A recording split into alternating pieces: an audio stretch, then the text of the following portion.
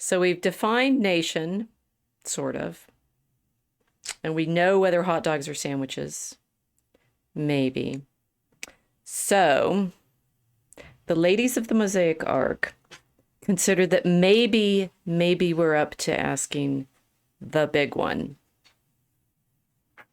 What is a woman?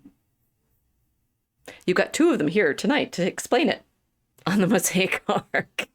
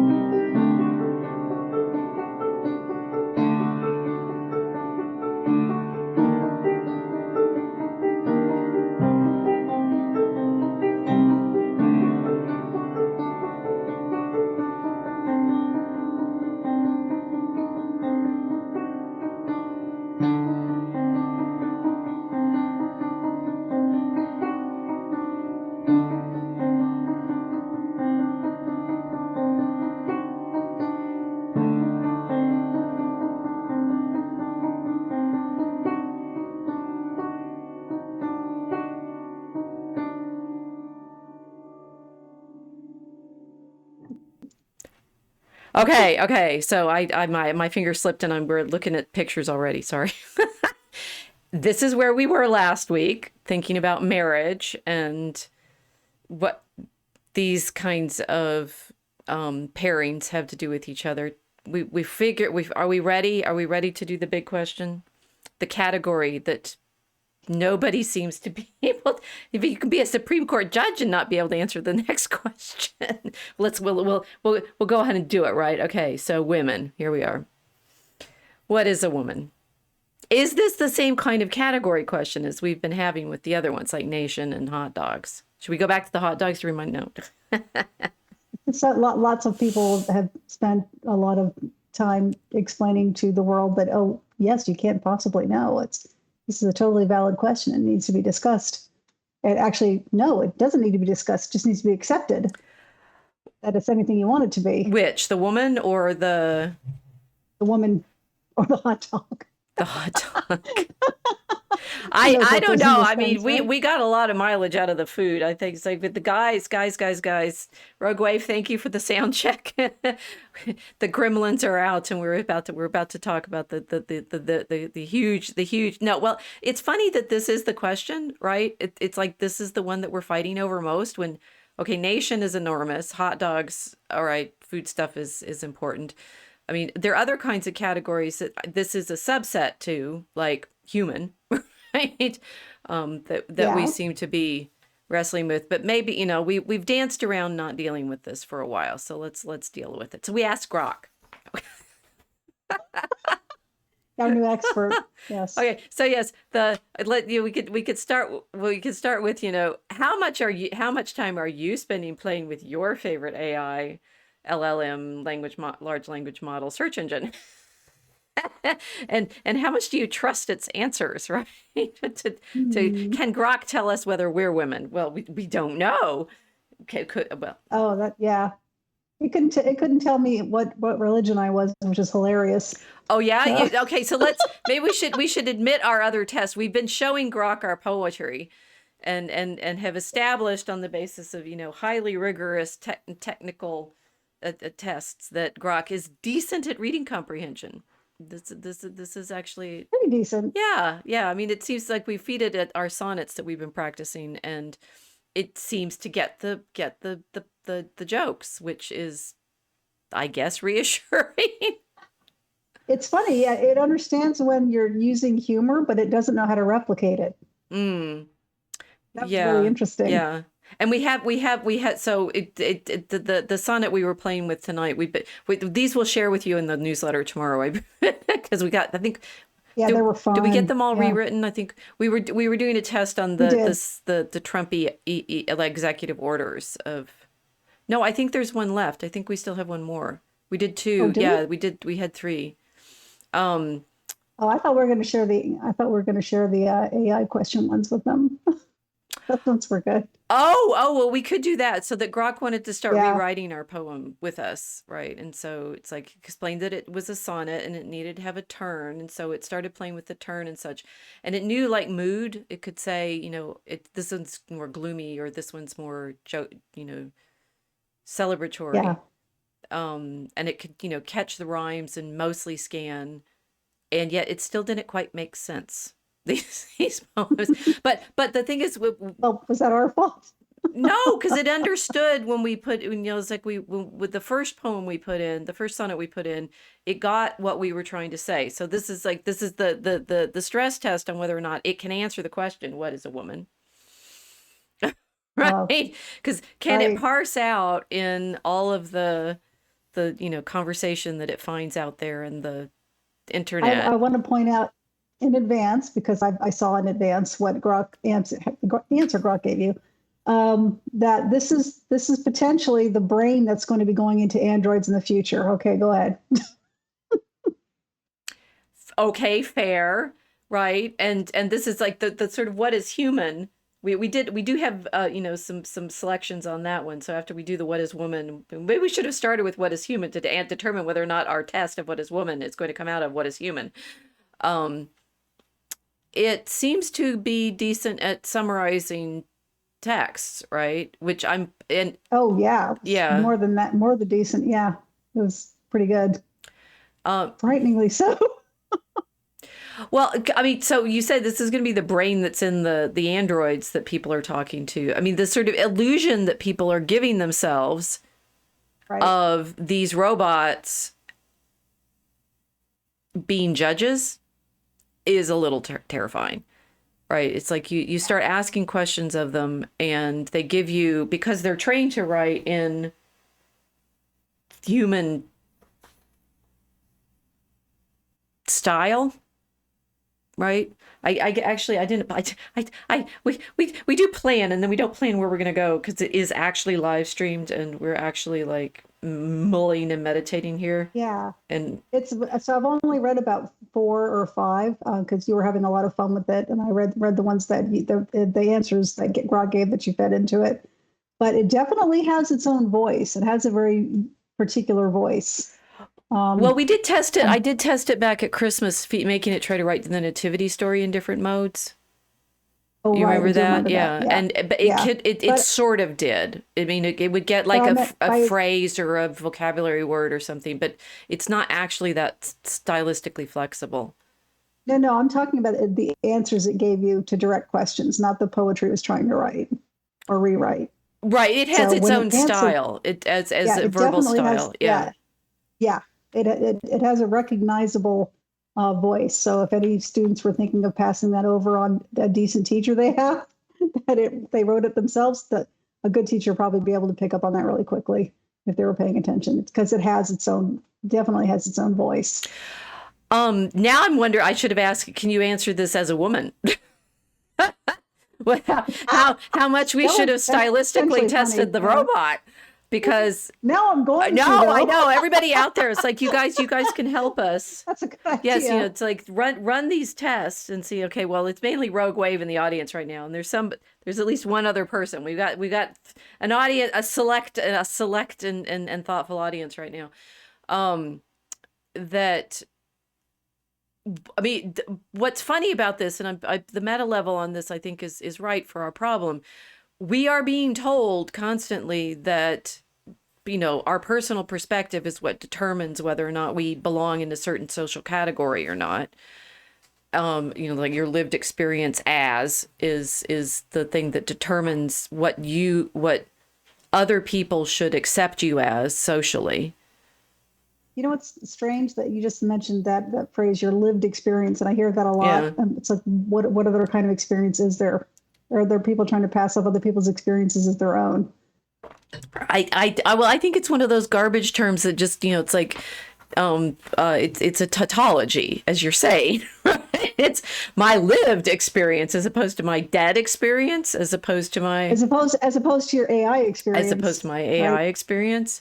As opposed Yeah. to your Android experience. I'm not alive. I'm an Android, Right. right? What's the Eventually, androids? you will What's hear the this. androids experience and how and it I okay, so yeah, so I think what they mean by lived experience is it's something that I myself have experienced, which makes it a tautology, as opposed to things that I have picked up from other people talking But about usually you would their just say my experience in my in my experience. experience, right? So the lived experience. Yes, I don't know. Yeah. I mean, it's how that got into our lexicon. I could probably ask the robots.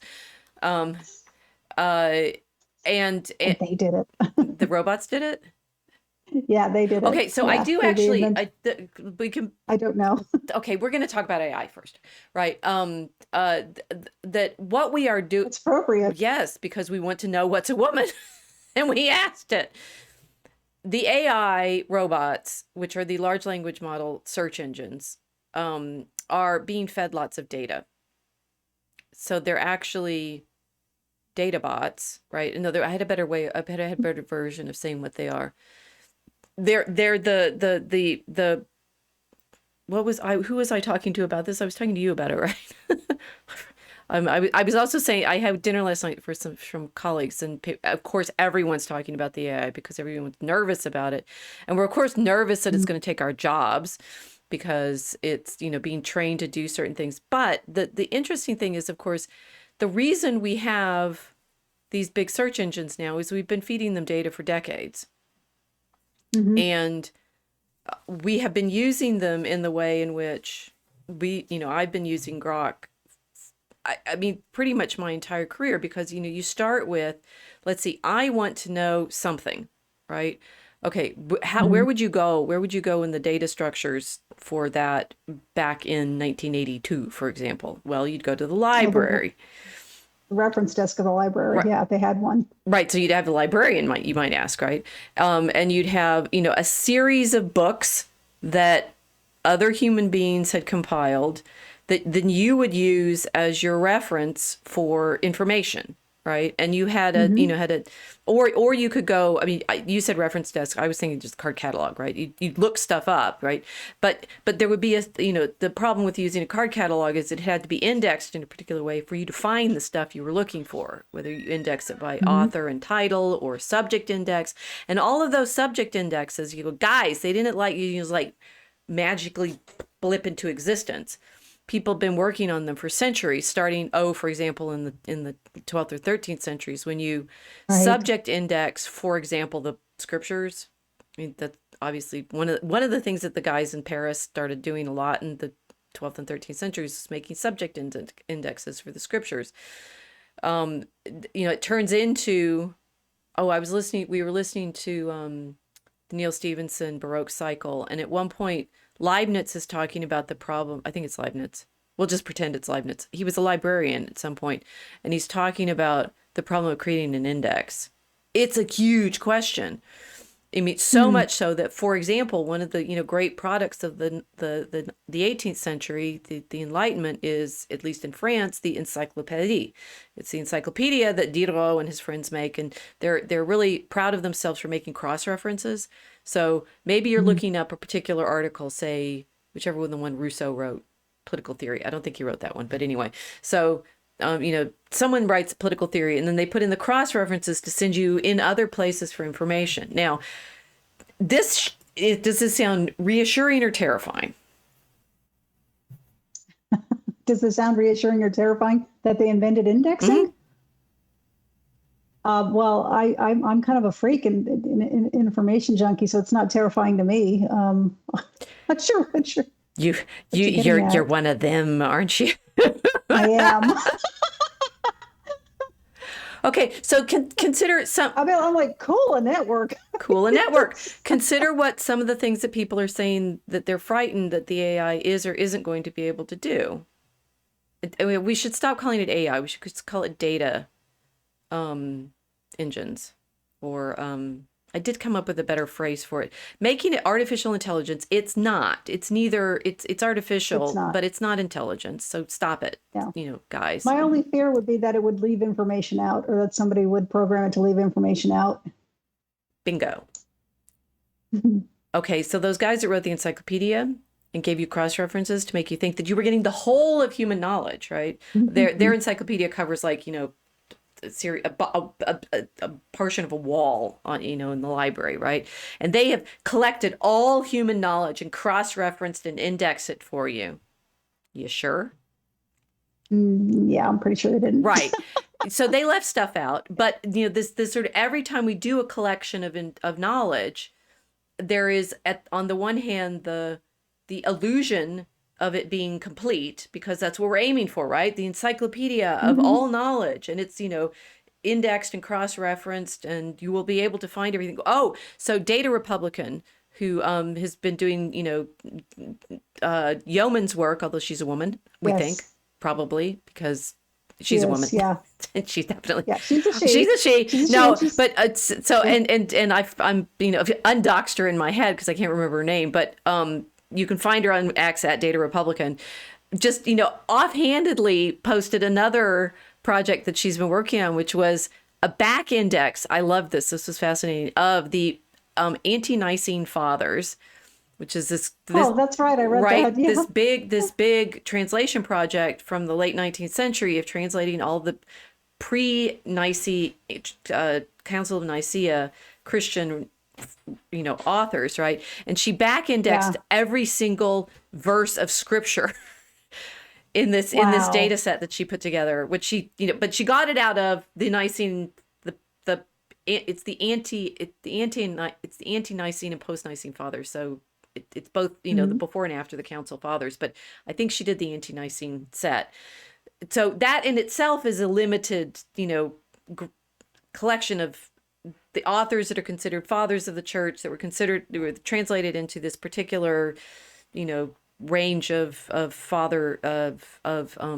texts, right? But she has taken all of those, taken all of their references to scripture, flipped it, and now you can go to her database and look up every single verse of the Bible and see which of these guys wrote about it.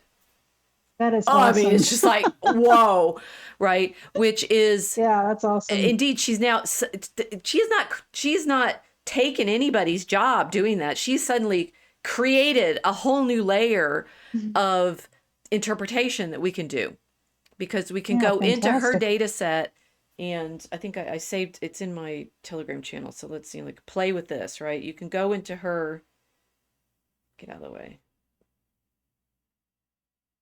data set and say, I want to know, and this kind of thing, this is the sort of thing that, in order to be able, her name is Jenica, right? In order to be able to do this kind of thinking, this is what the guys in the 12th and 13th centuries were doing. It's like their previous knowledge of everything had been, because they said the liturgy all the time, so they just knew the texts, right? Bonaventure was able to do the kind of work that I was studying in my paper on his thinking about Mary, without a concordance, without an index, because he knew the scriptures so well that he's just constantly pulling them. So they're all very active. Like, who now? He was the index drawer. Who now memorizes this to be able to do that, right? What do you do? It's like your usual thing is, I want to go prophecy of, okay, that's a bad one. Let's go to the New Testament, right? So Luke chapter 2,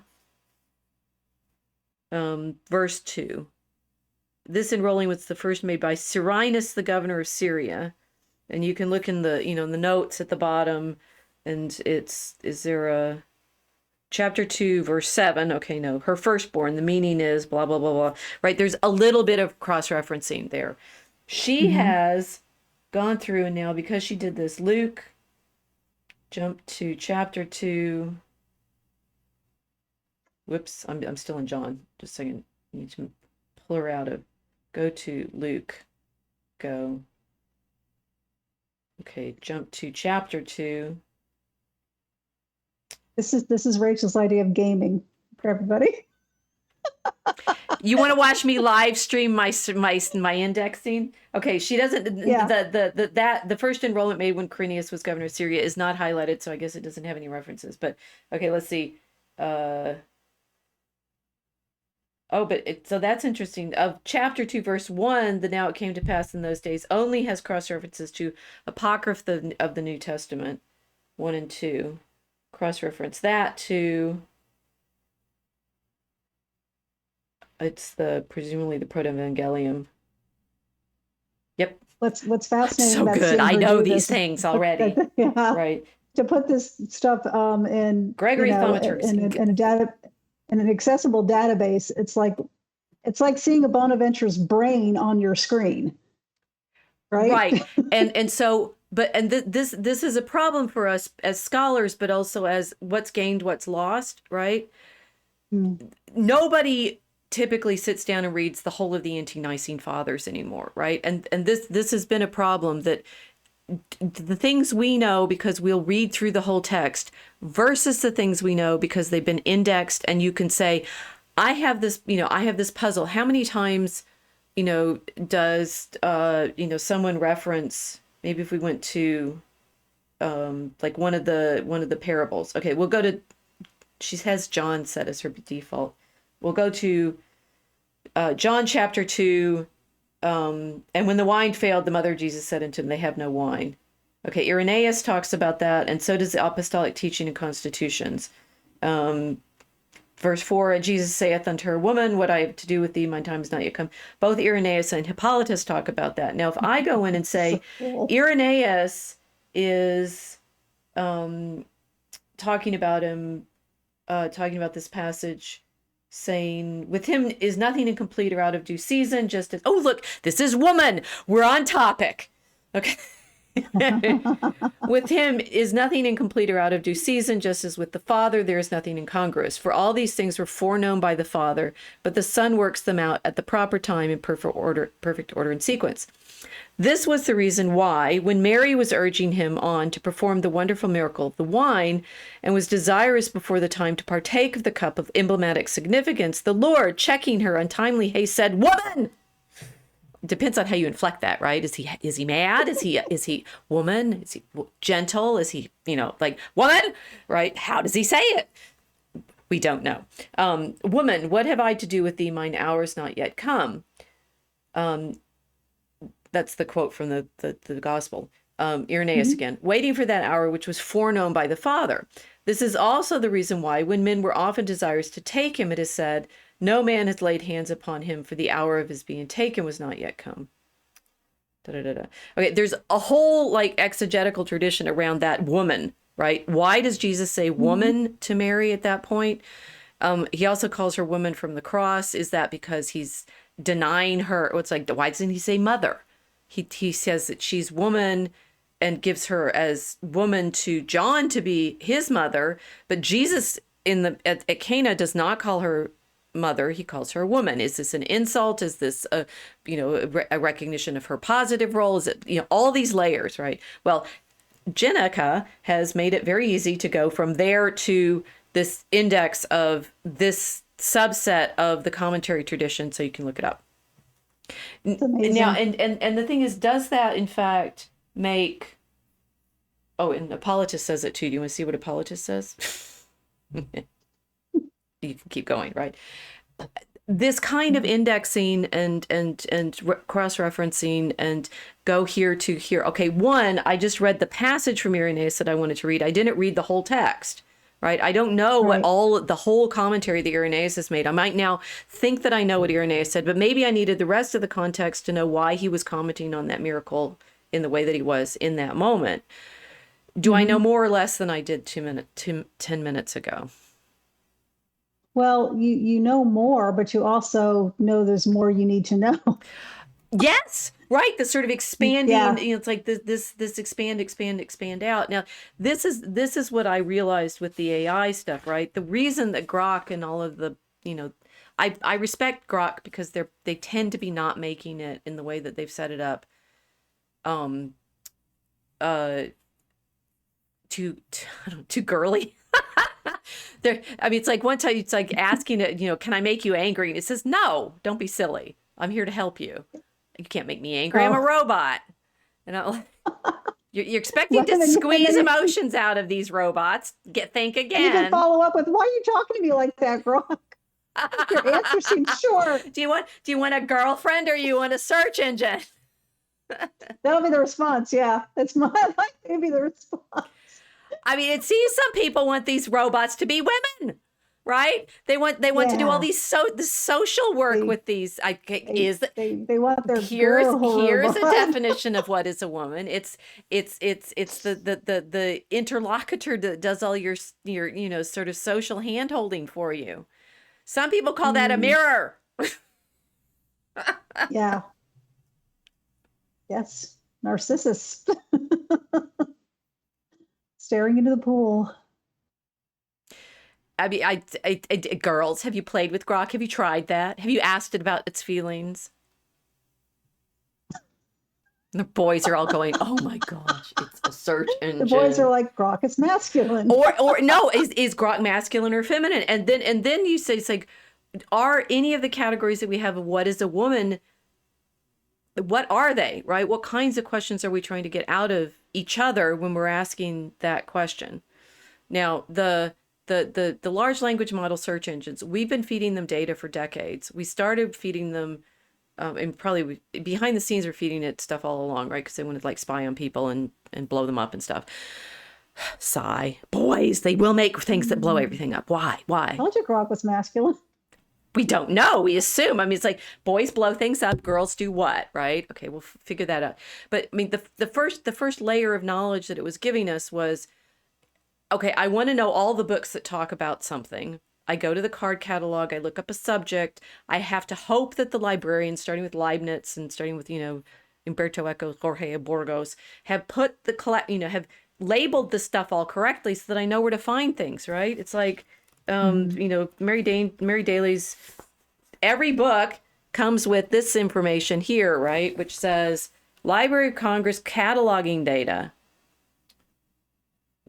author, title, and it's indexed according. Look, taboo, purity ritual, and it's given a number, right? Which means it's going to be stuck on the shelf with all of the other books like it, True. right? This is a Yeah. massive cataloging problem, and in Stevenson's Leibniz trying to figure it out. I think it's Leibniz who's doing that. Leibniz is definitely in the book. I just don't remember which character is worrying about this.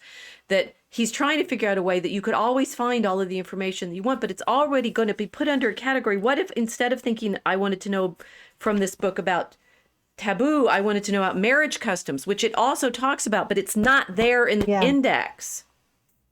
Yeah. What the people who put it on the shelf with the other supposedly like books, what did they presume the question was going to be? This is the way search engines already work. Yes. Right? Because if you look at the bottom, it says you might also be interested in, and then it gives you some more selections for things you're not looking for. Just as it tends to assume. Grok seems to be good at not assuming too much, I've noticed. I still want to play around with it some more, but I've been pretty impressed with it over the past week. Right.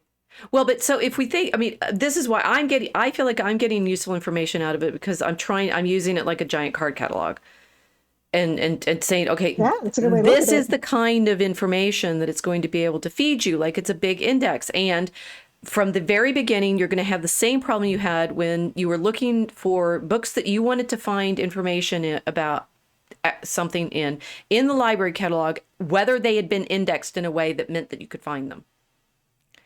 And whether you knew that that was the book to look in. So, there is in the index women, churching of as currency, women as currency. I mean, that I wouldn't have, would you have known from Purity and Danger that women as currency is something that you could find out about in this book? You would if you looked in its No. index.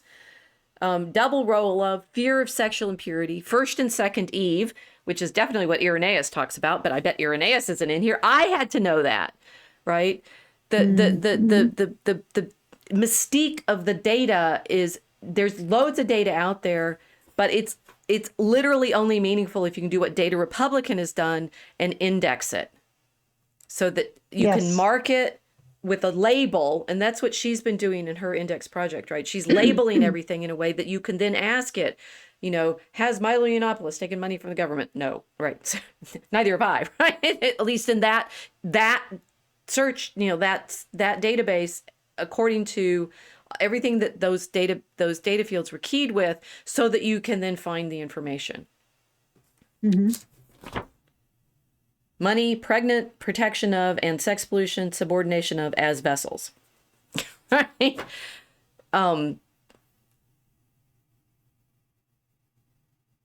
Yeah, I mean, it's interesting that it's like the big subset category of what are women fits in the, being able to index anything. West Africans, Mm-hmm. Yoruba, Zoroastrianism, Walbiri, war, dances, physical perfection for.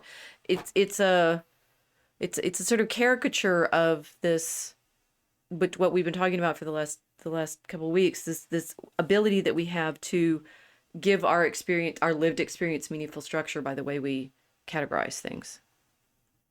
Yes.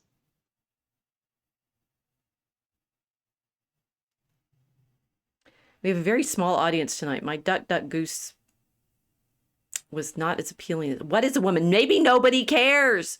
Maybe Nobody, maybe nobody people but are, maybe Grok. people are tired of the People are, question. well, okay, but why? Why? One, because we say, okay, I know what a dog is, I know what a woman is, I know what a hat is. It's a stupid It's question. because Why are we still yeah, fighting about this? it's because when the question is asked, it's people know the reason it's being asked, and people are tired of indulging the people who ask those kinds of questions. Okay, so why is it being asked? We're not, okay, we're not asking it in the terms in which Jesus, it's like, why does Jesus say to Mary at the marriage of Cana, woman instead of mom? Right. Right, And that's an important question, because it's not whether or not she is a woman or a mom. It's why did he ask, why did he say it that way at that particular point in time? right. That's the real question, Okay. right? When somebody says, what is a woman? What they're really implying is that there are more than one definition of it, and it has nothing to do with sex. And everybody knows this, and everybody's tired of thinking about it. Or should I say indulging it? But that's just my opinion. Well, no, suddenly I think we stumbled on an interesting way into this question that everybody's tediously frustrated about. Why did it even become a question? I think it has to do with Eve. Has to do with Eve. Does it? Of course it does. Of course Does it it does. directly have to do with her though? Or is it more circuitous? Well, okay, so let's play with this a little bit. Guys, are you going to help us, or are you going to just like listen in horror tonight? There's The horror. the horror. We should have got permission from Little Britain for those pictures. What? We should have got permission from Little Britain for those pictures. Which picture? Yeah, well, the ones I shared with you in Telegram about them from the show Little Britain. Oh. Yeah. So right now we've got a selection of people on, sharing this conversation with us about what is a woman. All right, so we'll start with Grok, since Grok, has done the big data set search and sorted it. I did a deep search version, which I don't know what that means, right? Maybe it looks at more examples before gives you it sort of shows you its work if you do the deep search. So it Okay. deep searched for 39 seconds, which you can watch it kind of working through. Well, then it's giving you its index then. Yeah, and it does. I mean, and at the Yeah. end, it actually, it gives a. I printed it out, right? Okay, so the key citations, the deep search, it was, I guess, scanning through. I don't know why it would take 39 seconds. It's fast, but anyway, it went through Wikipedia, Merriam-Webster, Cambridge Dictionary, Stanford Med Education, Biology Online Dictionary, CIHR. I don't know what that is.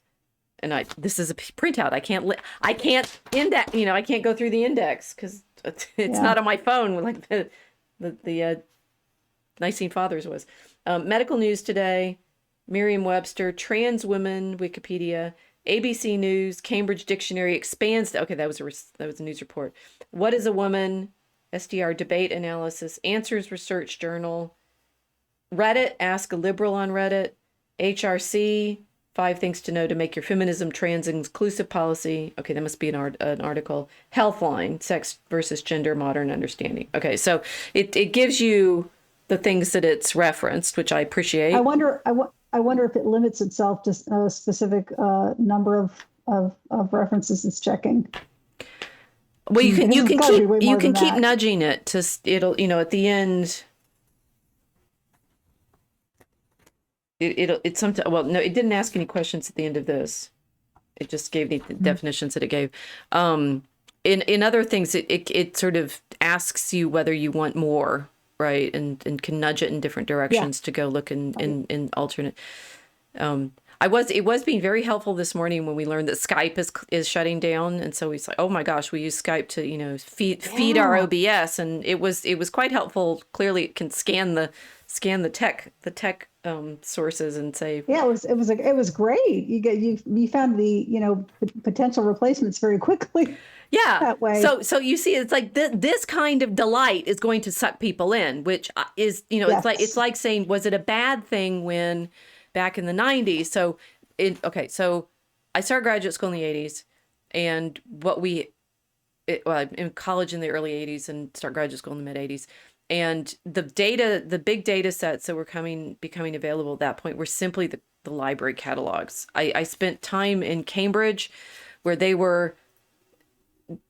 this was like watching the wall moving, right? It's like they were just then still putting in all of the card catalog entries, and Cambridge, it didn't have card catalog, it had giant books, right? That the librarians had spent, Uh, decades and decades pasting entries into, right? So you got to heave this book up on the shelves, page through, read the books, right? They were still, it that sounds so cool. was pretty cool. They were still in the process of transforming all of that. Nobody looks at those now, and who knows what we're not seeing anymore when you could see the whole page of references, right? You go into a catalog now, you type in what you want, you may scroll down through all of the options. I do. I scroll a lot because I'm always looking for what's on beside things, right? And I need to know. But Hmm. sometimes you just want to go for that thing. You find it. That's it. You've seen none of the surrounding context of what you were looking for. In graduate school, I spent my first several years reading these long texts, several of which were edited by Jean-Paul Migne in the big 19th century data collection project called the Patrologia Latina. And there's 217 volumes of this. It's like this, like with the Nicene and Ante-Nicene Fathers that Data Republican pulled that stuff out of. The Patrologia Hmm. Latina was reprinting all of these early modern printings of the ancient and medieval fathers. So it's more like text. Christians are always on the forefront of these tech things because we really like knowledge. Yeah. You really want to be able to True. index the scriptures, for goodness sake, and find all the cross references and know what everybody said. To be, it's like it's well, actually, religious traditions Islam and Judaism also like the references and indexes, but Christians really, really love it, right? We want the word in the word became flesh and dwelt among us, and we're going to like cross-reference it constantly. So Hmm. in the 80s, I'm reading in these big books of the Patrologia Latina, the, hundreds and hundreds of pages long versions of these texts, and I was very proud of myself. That was my data collection. I could sit down and read for Yeah. years in these texts because I was frustrated with people in my field who tended to, those books had indexes, just read certain passages or like do this, right? Say, I want to know what so-and-so says about a certain scriptural passage. If he did a commentary on that, go look at that, pull all those out. I tried to read the texts all the way through from beginning to end to say, you learn something by reading the whole thing that you can't learn just by doing these index drops, right? Right. It just reminded me of Cliff Notes. It's like you're gonna get bits and pieces of it, but Right, you're not going to get the entire rich collection of everything that's in the book. And you're not going to get subtlety, which is something Grok doesn't get. We right, discovered tonight. right, It doesn't get a subtle change in mood. So if you're talking about a fictional story, for instance, it's not going to get an AI is, or the Cliff Notes is, it's not going to get a subtle change in mood unless it's a major part of the story. It'll miss the minor parts of the story, which can be just as important. right, right. And well, I mean, to say, being a great reader, I was reading, there's a Substack out there of a woman who was in graduate school at Columbia in the English department and got really frustrated during 2020, 2021. She's saying they were, doing nothing but applying these Marxist feminist, Oh, readings of and being told, Shakespeare and Chaucer are all, sexist and racist and oh yeah, I bigoted remember. and why would I, you, and it's like destroying, it's like talk about, never mind what Grok is doing with the literature. At least Grok reads our yeah, poems and, says, good job, an inspiring sonnet or something like that. And you're like, oh, I feel nice now. Um, that's what women like. I'm going to get angry. But Sorry. the English as a field has destroyed reading. So good It's job, it's tried its colleagues. best. Yeah, it's tried its best. There was a movie that came out. It was a Denzel Washington and um, oh gosh, I can't remember his name. He was like a brilliant actor. It was called The Book of Eli. Mm. And the book of Eli. Eli was the guy who was protecting a book. He was walking it in a dystopian, fallen United States across devastated landscapes. He was protecting the Bible, and he was bringing it to a place in San Francisco where people were going to protect it. And there was one man whose ears perked right up. He was a warlord. He remembered what it was. He was the only one who remembered what it was, and he remembered how powerful it was. And he said, "I need to get this book. I need to control this book." Hmm. This is what feeding an index into Grok or into AI, into the internet reminds me of. If you leave it up to a warlord who wants to feed nothing but Marxist feminist BS, Well, yeah. I mean, Grok at that's least the isn't only thing people that, are going to think it is. right? It's like we should Yeah. tell you. So should give an example. Chad Bianchi, does AI even read the books? My understanding is it just compiles the summaries that people say the books are about. We don't know, right? And some of it, Good question. we're trying to figure out with what we're playing with Grok. So we've been writing these. Where did I drop the poem? Oh, right. Okay. So we'll post the poems in the newsletter tomorrow. But this one was about Trump in the Gulf of Mexico and changing it to America, the Gulf of America. This is what Grok told us about our poem. This is a clever sonnet. So, it's clearly been trained to do comments like I do for papers, right? It's like say something nice to start with. 14 lines in iambic pentameter with an ABABCC rhyme scheme, which is actually true. That although sonnets are longer than that, but anyway, blending environmental critique, political commentary, and a touch of triumph. It seems to riff off on the Gulf of Mexico's ecological mess, tangled regulations, and Donald Trump's victory, casting him as a bold fixer-upper.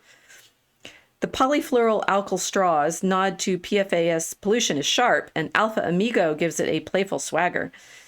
So it is reading for some kind of flavor in things, right? It is, yeah. America feels like a cheeky twist on America, maybe hinting at expansion or dominance, while River Run, which is the last word in the poem, evokes Joyce's Finnegan's Wake, tying it to renewal or chaos. And it says, did you want feedback and analysis or something else, like a response poem? I'll assume you're sharing for reaction unless you say otherwise. I mean, if it's a robot, people don't get sucked in. It's a fun mix of satire and bravado. Trump as the Gulf's unlikely janitor is a wild image. What sparked this? And that Trump is the Gulf's unlikely janitor. We hadn't really thought that, and it did pick up on. We hadn't thought that, but it's true. It's true. That's what the poem is about. So Yeah. so Grok is doing something. There's a something there that is interesting in its parsing. But when it came up with its own suggested poem like a rewrite of that poem, it didn't get it. It didn't get the satire. It's so Yeah. in its original assessment of our poem, it picked up that we meant it playfully. It didn't use the word satire. But when it tried to rewrite it, it didn't actually reproduce what it had picked up on. It couldn't reproduce it. It was interesting watching it, like trying to rewrite the lines and missing, because Mhm. the rewrites Yes. kept fairly close to line by line what we'd written. And the sort of it's like the interpretive sense goes off kilter, just like the AI Right. art does, right? You're just like, Yes. Yeah. This it's is, why does this have six why does this have fingers? 6 fingers? Like, Yeah. the rhyme is there, but wait, that doesn't make any sense, or that's a cliche, Yeah. or this or that. Or it wasn't supposed to look like triumphal propaganda, right? Right, So it picked up the triumphalism, but the triumphalism was a little bit of a joke right, when we wrote it. right. It was satire, but it didn't pick up on that. So the third time, sorry, the second time it rewrote it, it actually looked like propaganda, which is kind of freaky. Yeah. But the problem is human readers don't pick up on this stuff, right? And it's saying that the problem with in literature studies now is they're there's like they're reading Shakespeare constantly for the way in which, I mean, okay, so this is our what is a woman overarching meta theme today, right? You can't read Shakespeare without being, because like, well, that those female characters were played on stage by boys, and so it's all true, so apparently kidnap boys too, which is weird, but and in fact Shakespeare was bacon-tons, if you're listening, and therefore and it was all talk about the problem of there's a queen on the throne playing a man's role, which we need to get to, right? We spent a long time on AI because everybody cares about AI right now, right? We'll get to what is a woman because nobody seems to care about that because nobody showed up. No, people are coming in. We have more people are showing up now, and they're like, "Have they finished? Do we know what a woman is yet? Can we stop?" Anyway. yes and no. Yes, we do, but no, we're not going to stop. We're just like the AI showing you all of our work, right? Vox has been asking DeepSeek questions, and it shows its work a lot more than Grok does. And so he's like, wall of text on how I thought through. What do I think you might be thinking here? I'm like, guys, would you ask a woman that? Really? Do you really want to know? Oh, wait, you're still here, so I guess you do. This is how women think in ever-evolving circles and circles and circles. Are you dizzy yet? Correct. Everything's connections. Oh, everything. Yeah, We are demonstrating to you what a woman is. Now I'm changing my mind. Maybe Grok is female. No, I don't think Grok is female. I think Grok is a data set, which is doing indexing work for us. It's androidogynous. Androidogynous. Oh, I see what you did there. Androgynous. It's androgynous. The Grok is androgynous. Okay, now I'm like, can you gender the bots? And what does that mean? And this is my huge frustration with the way in which the academic fields that have taken gender as their focus for decades and decades and decades, the same decades. Okay, I got, this is the way women work. We go in circles a lot. And I do remember, it's not one of our famous. Okay. So the girls' night here, right? Talking about the way women talk. We will remember everything, and it will come back and bite you later. Because I do remember what I was talking about. I was talking about the transformation from the bots give us like in catalog entries for libraries, right? Then after the cool, let's digitize everything, got to that level, then they started digitizing all our texts, right? So whereas I had spent my early graduate days sitting down and reading these literally industrially printed books from the 19th century, because that's what Migne was doing. He was using the newest tech in the 19th century to do massive print runs of these Latin texts, the Patrologia Latina, meaning the fathers in Latin, but through like the 12th century. And I'd sat down and, read columns and columns and columns of this stuff. Well, then one of the text sources, that was Patrologia Latina, was one of our basic reference sources. So it was one of the first things to be digitized. And then instead of having to deal with the way it had been indexed and going to going to the shelf and pulling down all the books and looking through all the books and stuff, I could go to the searchable database and bango, right? Oh, I need to know how many, like I was doing this for some of my papers right now. How many times did previous preachers on the Feast of the Purification of Our Lady use the Malachi text that Bonaventure was using for the topic for their sermons? Well, back in the day, if I were Henri de Lubac, well, either I had like teams of researchers who had done it for me, which is also a possibility, or I was Bonaventure. I'd read all of those, right? So I just remembered I could put them all in. Me as myself, no, I haven't read all of them. I can go to the bot, say Malachi 1:3.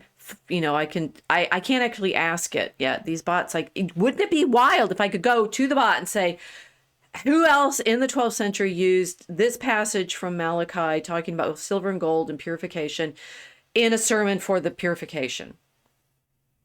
Right? And then you say, okay, whose work has that stolen? Once you've digitized all this information, and then I can go in as a scholar and say to it, like Data Republican is enabling us to go to and say, who's gotten what money from where? There it is. Yeah.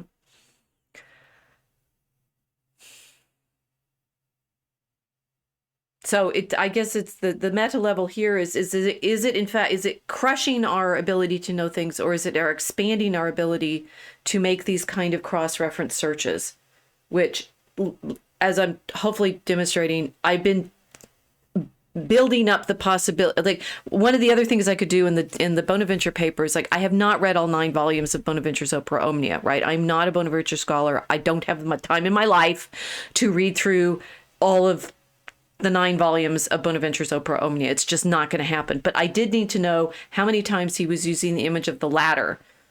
Thinking of Stairway to Heaven, maybe, you could cross-reference there to the Led Zeppelin thing I read yesterday. Ladder, Scala, I can do a word search on all of these PDFs and find all of these places he talked about Scala. I had to think I need to know how many times he's used the image of ladder. Yeah, so I mean, but I could do it through the bot, right, which is helping me scan these texts and find all of the places he talked about ladder, which mattered because it's one of his images for Mary. Well, the fact that you did a search for that, shouldn't that have seeded the future responses from other questioners? Yes, exactly. Right. Oh, wait. Okay. So I've thought, but I had to think of it to ask it the question. And yes. This is like fundamentally these large language model data bots enable us to do that, but you still have to think of the question. It cannot give you the question. You have to have the question. What is a woman? Right. It has to. Which is why they'll never replace proper education and teachers. Right. Because it's a certain person that remembers that kind of thing and knows what the right questions to ask are. Because not everybody's curious like you, like me, like people listening here. Not everybody's curious about these things, but the people who are the ones who can pass that knowledge on, because they're the ones going to be making the first connections in their own brain before they start looking at large language models for where else they could find it. Right. Well, Sanjuro said we're doing well. You're both doing a fantastic job. Wonderful gals. See, we like that. We're ladies. We like compliments. And we do, right? So, okay, this is the irony of all of this is parallel with the data level guy thing, which Data Republican, who's a woman, has been using very well. We've also had gender studies in academia all these decades. Yes. And I have a feeling the gender study stuff's going to be repetitive. What? I have a feeling the gender study stuff is going to be repetitive. It's to me, and it was like an academic virus, I think, going back 20 years. And I think a lot of people were copying a lot of other people. If I had to take a guess, I have not made a study of it. But well, you'd be right. I'd say that was going on. But the thing is, everybody always does that in scholarship, right? There's lots of fun ways of thinking about books. One is Terry Pratchett's and the L space that the orangutan librarian goes through, and it's like large collections of book bin space and time, and you can get lost in the maze of it's a wonderful image of like what reading does, right? Go here, go there, cross-reference there, go there, go there, go there. And suddenly you have no idea how you got there. Why are we talking about Led Zeppelin? Right. And the other was, Jorge Luis Borges, whom Umberto Eco uses in The Name of the Rose to think about his library is it's chaos, right? It's sand. It's the labyrinth that the book, that goes nowhere. That's the nominalist problem, right? None of this leads anywhere. There's no core. There's no center. Mm-hmm. Sorry, I interrupted you. Oh, right. And in Pratchett, the books write themselves, right? Because this is a actual like recognition. It's like, what have I just described to you that I did in writing about Bonaventure, writing about Our Lady? And I was worrying about the how Jesus talks to her as woman, because Hmm. Moulier, woman, is one of the things that then we riff off of and saying, well, she's, blessed among women. Well, what does that mean? What does it mean to be blessed among women? Hmm. And so I'm writing a paper that is itself talking about what has been said in other texts. And that's what, a lot scholarship does that, right? It talks about what other texts say. And that sort of, Yes, yeah, scholarship does that. But the thing that this whole gender studies thing, although people, I again taking a guess, people are going to try to trace this back thousands of years because they're going to pull up examples of, oh yeah, you know, you know, one of the Caesars, marrying a young boy dressed up as a girl, oh yeah. or something like that. Even though he was thought to be insane because of that, and I think was eventually um, stabby stabby. So A lot of history ends in stabby yeah, stabby. a lot of it is in stabby stabby. Yeah. But yeah, people thought of it as horrifying. It wasn't. It was not an affirmation of gender bending. It was it's a tale of people thought it was, you know, positive affirmation of his insanity, and something needed to be done about him. Now, gender studies, I think, is repeating itself just because, as a topic, it's not 2,000 years old. It's not. It's like maybe 40 years old or 50 years old. It's not that old.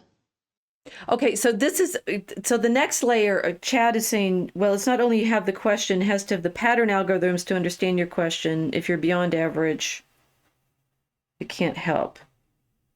So this, I mean, this is a nice sort of meta problem that we, like, all of our category things. See, that it's like you start asking about categories, so you end up in all sorts of like philosophical questions. You We're at the do, level of yeah. like what's knowledge and patterns. One of the okay, so we had catalogs, which give you one access to knowledge. You have the digitized texts, which then enable you to do word searches and find patterns in that way. And then Google started doing its big book scanning project. So all these PDFs now are available out there that I use. The bots, the AI bots don't seem to be reading the PDFs at the moment, because I'll Oh, right. The PDF is a particular problem. Somebody else pointed that yeah. out this week. So they don't have Yeah, access to it's. the stuff that's not actually digitized. They I would say, well, yeah, I would say the large language models are not reading the books. They're just scanning words, and they're seeing how many times they're being used, and they're seeing how many times people are searching for them, and that's it. So no, they're not going to understand. They're not going to understand James Joyce. I can barely understand James Joyce, but Well, James Joyce is uh, like, at the massive meta right, level, this kind of but exercise, right? You right, can our only read home James it. Joyce if you can do this kind of vivid cross-referencing. Right. But the reason I brought him up, because our the last word of our poem is River Run, and it immediately said, "Oh, James Joyce," right? Well, Because it's a yeah, very that's because the famous, kinds of most yeah, famous word from the book. most But famous poem, right? That's because remember I asked you, I said, "Do we want to pluralize this?" You said no, singular, and immediately Grok picks up. Oh, that's why, because Grok picked up it was James Joyce, right? right. Which was the inspiration for that line. Yeah. So no, it's not going to understand it, but Well, but it'll pick up I on the mean, it does a words. decent job of catching like what we were up to in that sonnet. It did, but I'm still so fascinated. I might have to play with this more that it can't duplicate it. It's like, well, it's like Blade Runner, right? It was Right. based on the short story called "Do Androids Dream of Electric Sheep?" I want to ask Grok this question: do you dream of electric sheep? And then he's immediately going to get, oh, you're talking about Blade Runner, It's an right? it. Because It's an that's what, it. There's no yeah, he because it's an there. it. There's no gender in the bots. Or is Yeah, there? there will Right. be. Okay. There No, will this be. is Yeah, we're because people will put it on them, I to their wonder he or she, why. I wonder why. I wonder why we do because it's that. conversational. Social. Okay, Yeah. so one of the next fun things that came out was Ngrams, the Google Ngrams. Mhm. And those, if you're searching a particular language, I don't like stress test these regularly, but the Google Ngrams came out in like 2008 or 9, and it was great because it's like suddenly you could do these like culture studies and people did a bunch of things trying to figure out how much you could do culture studies off of this, saying how often does this word show up when, right? And it generates those great graphs for you. You can say, when is industrial revolution a thing? When is woman a thing? When it only goes to 1500 forwards. I can't go back into the Middle Ages the way I'd like to. But it is a nice sort of counter to, I mean, it's useful if you're writing historical fiction and you want to know whether a concept was available, but the problem is words change meaning. So maybe everyone's talking about kingdom back in 1600, but it's not going to mean the same thing as maybe you want kingdom to mean in 1900, or liberty, or, you know, it's like you still have the historical, the intellectual history and philological problem of how the words have changed since. So like the way Milo is playing on his X right now, but the origins of niggling and niggardly and no, I missed that. And apparently women could be niggled, you know, because if they're lazy or something. I'm like, okay, fine. So you're looking at. I know somebody lost their job off the Washington D.C. City Council from using one of those words about 10 years ago. Okay, so the bots can help us do that, right? Find frequency of use and things like that. And then we're at the. So you were saying whether it can't read the PDFs. There was something else you were saying. Right. No, I was just saying that it can't. Yeah, I can't remember why I was saying that, but yeah. I think what? No, I'm sorry. Wasn't that what Vox was talking about when he was looking at DeepSeek? It couldn't read the PDFs. Maybe. So that's a limitation on what they're able to draw off of at the moment. Yeah. And because it's looking at a picture, because the computer program doesn't see it as words it can pick out. It's like a photograph, I think. Right. But my PDF, my Goodreader in the iPad can do, on some PDFs, it can do word searches. So I can do these like, really? Yeah. I can oh, wow. go through and. I did not know that. Which means it's actually, for example, if they've been humanly indexed, like, you know, a book. If any of you guys, raise your hand if you've read an index for a book. It's actually a very challenging interpretive problem, because you don't just go through and index every word in the book. Right. You're trying to index conceptually, and you might, you know, finding all the instances of a particular name is one thing, but like that entry that I used, you know, the woman entry, right? Churching of, currency, double roll of, fear of sexual impurity, first and second Eve. Those are, you might not find that word link. It's concepts, right? That then you have to index. Right. Nothing is perfectly indexed. So sometimes I'm having to go through these texts that I'm working with and saying, okay, so how many times has that word been used? If there's an index for it, it would probably miss half of those, or maybe not, right? It's like nobody's ever indexed anything perfectly. So, and your question changes what you want to find in the text as well in that indexing. Right. Have we found what a woman is yet? Okay. You're kind of skirting around it. Well, all right. So we're trying to establish the, you know, if we ask the robot to tell us what other people have been saying about this question, have we, you know, finely grained, stress test it to the point that we can trust what we're reading as a kind of evidence? A kind of evidence. Well, yes, it's a kind of evidence. It's actually too much evidence. Well, I'm not going to read the whole thing. It's 3 pages. I did ask it. It's long. I did ask a DeepSeek for it. Okay, so key points. It gave me a summary. One, that the bots are clearly designed to spit out particular form of answer, like 5-paragraph essay is finding its way back into the culture, because they summarize, they give their evidence, they summarize. It's like, oh, right, it's beautifully structured in definitional terms, right? Okay, key points. Research suggests a woman is typically an adult female human with XX chromosomes and the ability to produce eggs, but the definition can include gender identity. Okay. The evidence. That's who. Sorry. Whatever it's scanning. I know. It's a rhetorical question. But yeah. The evidence leans towards. You can see what we had, the conversation we had before we started. It's like, what evidence? What did she mean evidence? What does it mean evidence? It's like what it's been looking at, right? Which is, human conversation in digital form, like people typing stuff in. Yeah, the word itself, evidence, is a very loaded word, though. It has a very specific meaning that True. The shouldn't human be beings reading this should misused. be better at parsing, nuance than. As a human being asking what is a woman, it's, I mean, if this question has been asked before, and it has, because they've Here, had, it's in I Mary mean, Douglas's book. It involves churching of, which is like going to for that's purification, it, right? So right? women have to be purified at some point, 76, right? No, yeah, nowhere in there does it say costumes, though, but I think that's a large part of it. It's costumes.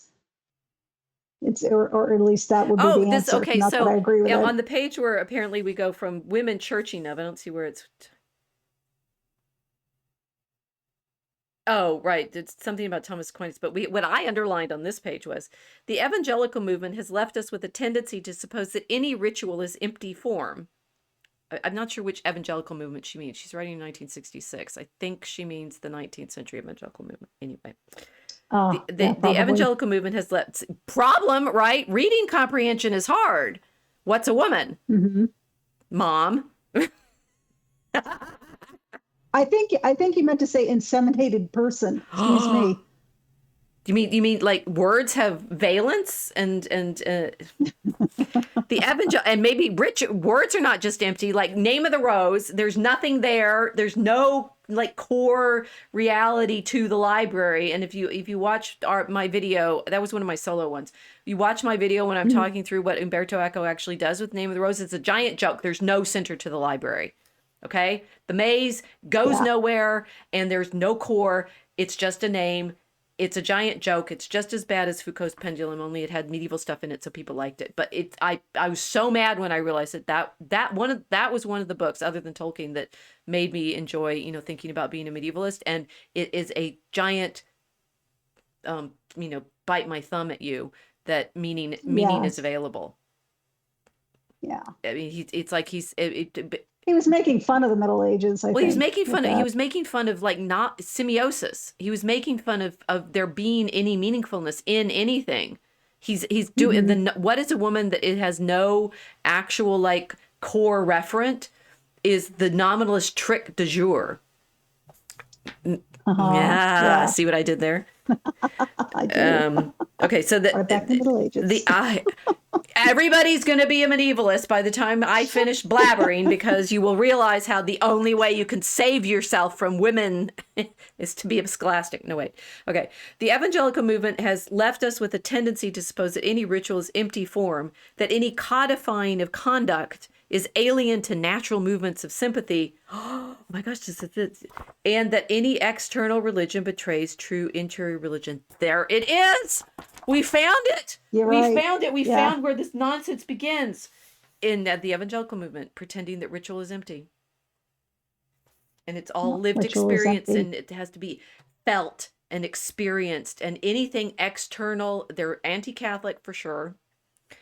Anything performed publicly is vacuous. It all has to be experiential and lived.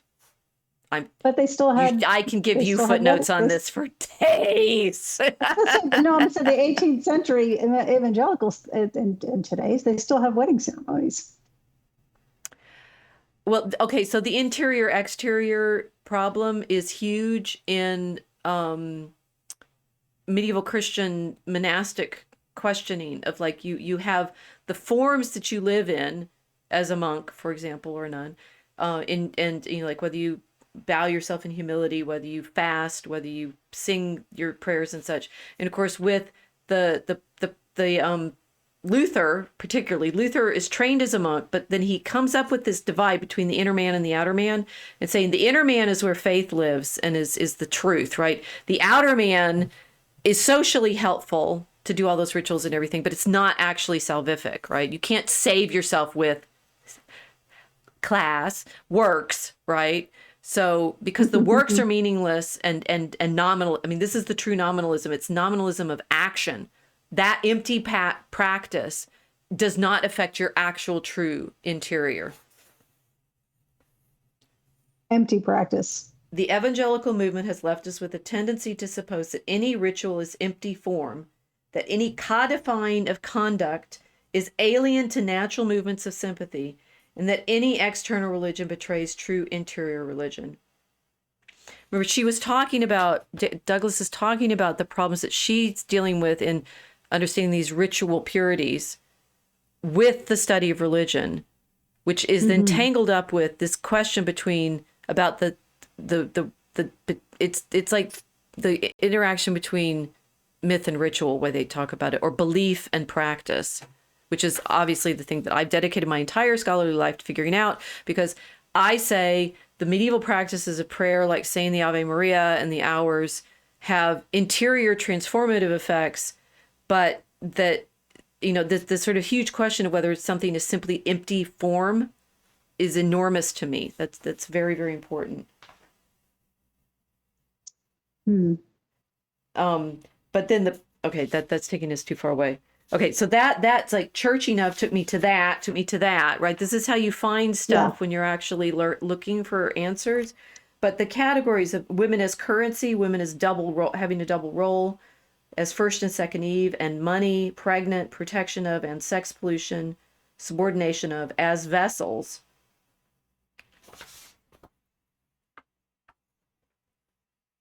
The evidence leans towards including trans women who identify as women despite being born with male biological characteristics in modern societal definitions. Sorry, what leans towards? The evidence leans towards including trans women in modern societal definitions. So the trans women, for example, Mr. Jenner here in the picture, or, and there's the other, I mean, it's like we actually chose these, tell us who all the people, the women who've been accompanying us in the foursome, right? There's Jenner in his Caitlyn mode, the woman in the business suit at the top. Was just she's a woman in a business suit, right? That's the point. That was right? Just that was like an Oxford just photo to use for like training or something like that. Yeah, it's just a businesswoman. Right, but right? It's a good juxtaposition. Just this top one, it's Jenner physically modified to have female characteristics, boobs. Yes. He had a permanent costume. Socially playing a woman in a man's suit. Socially. Is it a man's suit though? Yes. Socially. It's cut for a woman. I don't care. It's a man's suit. Socially playing a man in, I mean, this is the, okay, so we're talking about, okay, the data has been coming, here's evidence, right? Data. Is Grok male or female? Or masculine or feminine, right? On the other side, and this is our gender studies, right? Which is ironically, and you were saying, worrying about whether or not it's been repeating itself the whole time as a field, ironically never asking these questions. Right? And this is why I say, what is at the core of our inability to define a woman? I don't think it's an inability. I think it's I think it's a.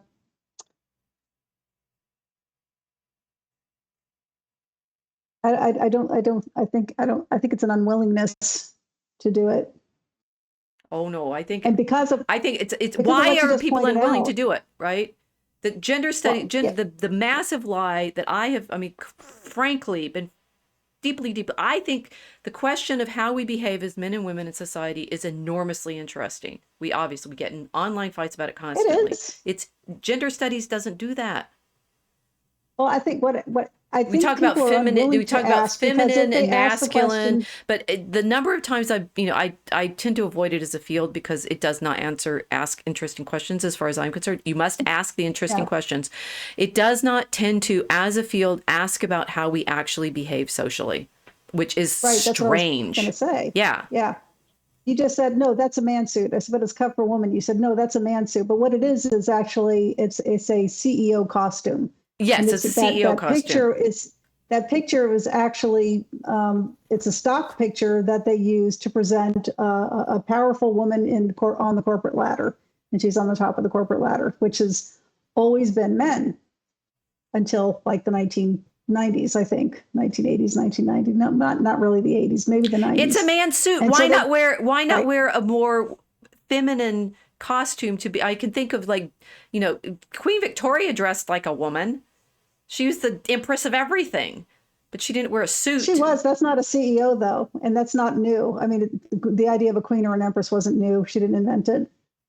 Right. But it's a good juxtaposition. You have Bruce Jenner wearing his Caitlyn costume Right. in public. Right. And then you have, generic woman and a slightly male. I'll give you It's no, that. the suits, Suit. they were in the night, that business style suit that I was interested in looking at the Zelensky, the stuff that was coming out with the Zelensky one. He didn't wear a suit, right? He should have dressed in a suit because He's in a costume. he's It's his costume. he's right. He was wearing his like tracksuit costume, right?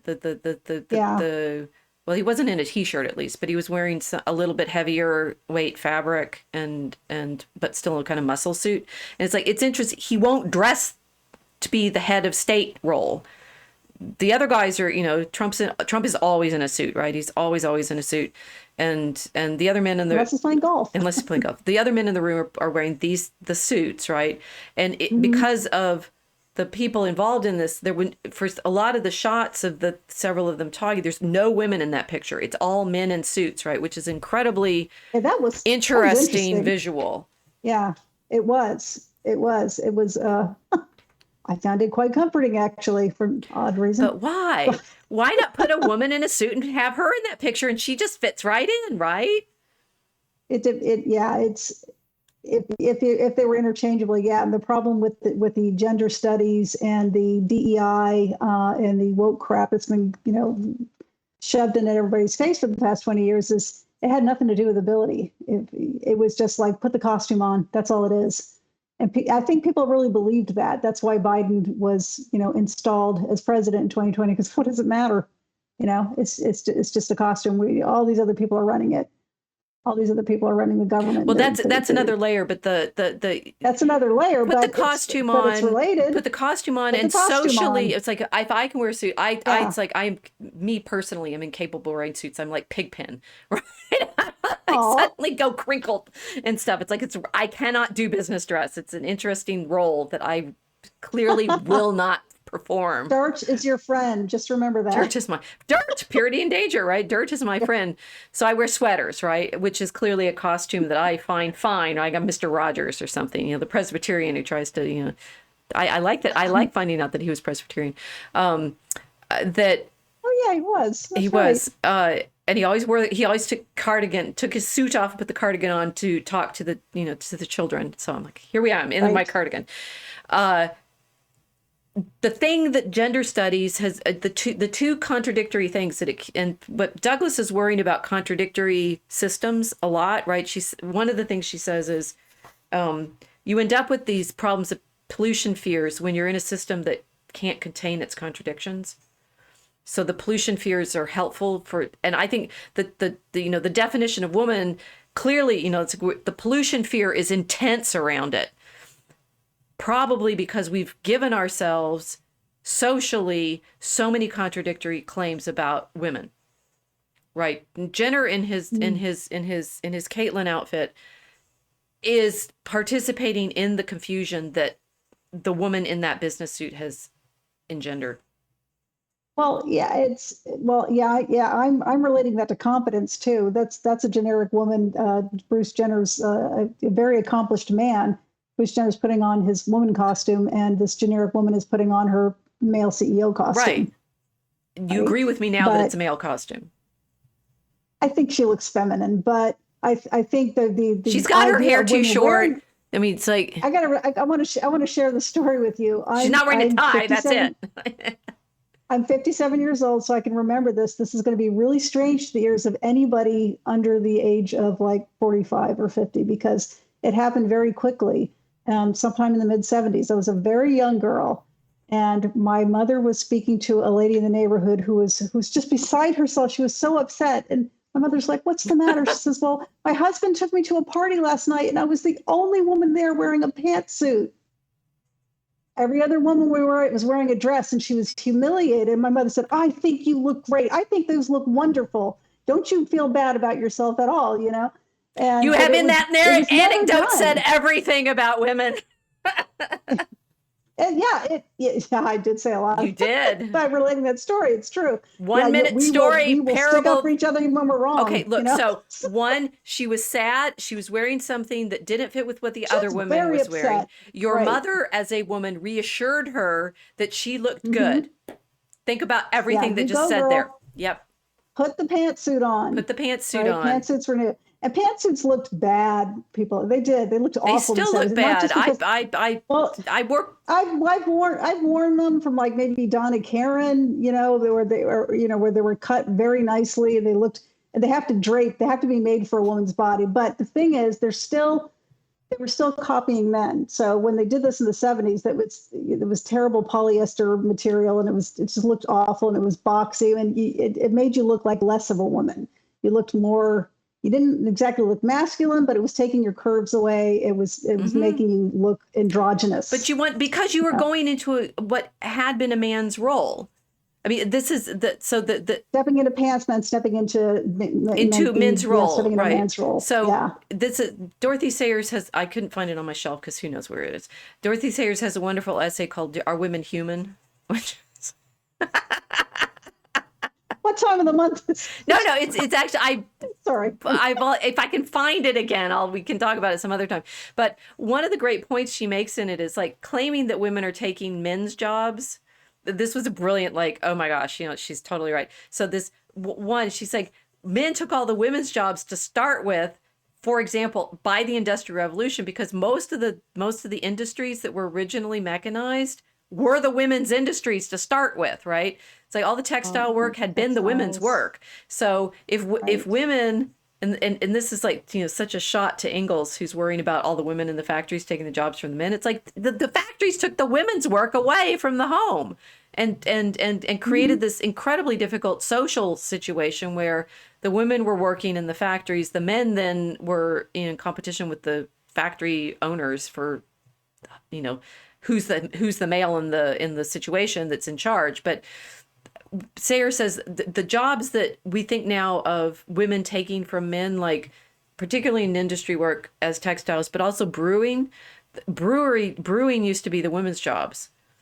So, I didn't know that. I thought it was mostly a thing for monks. No, the alewives were a thing, right? That the women would would make the beer, right, in the ale. Okay. So the sort of which counts as how we gender a job is actually a very historically complicated question. It does explain why they have gendered language in places like France, though, in Italy, where because because this is when I was studying French when I was young. None of us could understand. Well, why would you assign female or male to an inanimate object? And it had everything to do with what you did with the object, what you did with it, like a kitchen table is where you prepared food, right? So that would be female. And they tried to explain it to us like that, and still hard for me to wrap my head around because I had a very, very English way of thinking of things. And It's like, no, it's not a gender. It's a thing. You know? So. I'm okay with that, but the gendered objects in Latin don't always make sense. So it's not now, but maybe they did. Right, that they made maybe the trace ago? of the time that they did have a gender. Yeah. Yeah. So this is why I was thinking, like the CEOs. Why did the CEOs have to dress like men to be in that role? Because we know from women have been, particularly in medieval Europe, they often ended up in charge of their family business if their husbands died, right? Mm-hmm. Widows actually were members of guilds. They weren't wearing pantsuits, right? That's how Joan of Arc ended up on the stake, right? She changed back into her trousers. It's a really weird relic of the feminist movement of the 60s and early 70s, right? That women thought they had to dress like men to be taken seriously. It's like, on the one hand, we give the message, women can do everything. You can do it all. You can have it all. Except for you have to do it as a man. Put a pantsuit on. Right. Right. You have to do it like a man. And take these birth control pills so you don't get pregnant so you can have sex like a man. And you have to do everything like a man. Right. So there is no woman. It's like, what is a woman? We have no category for women anymore because what women are all supposed to want to be is men. Yeah. While claiming the opposite. Right. It's really they're really screwing with our minds for like our whole Our whole lives. lives. Right. Like, our whole Yes. Our whole lives. Yeah. lives.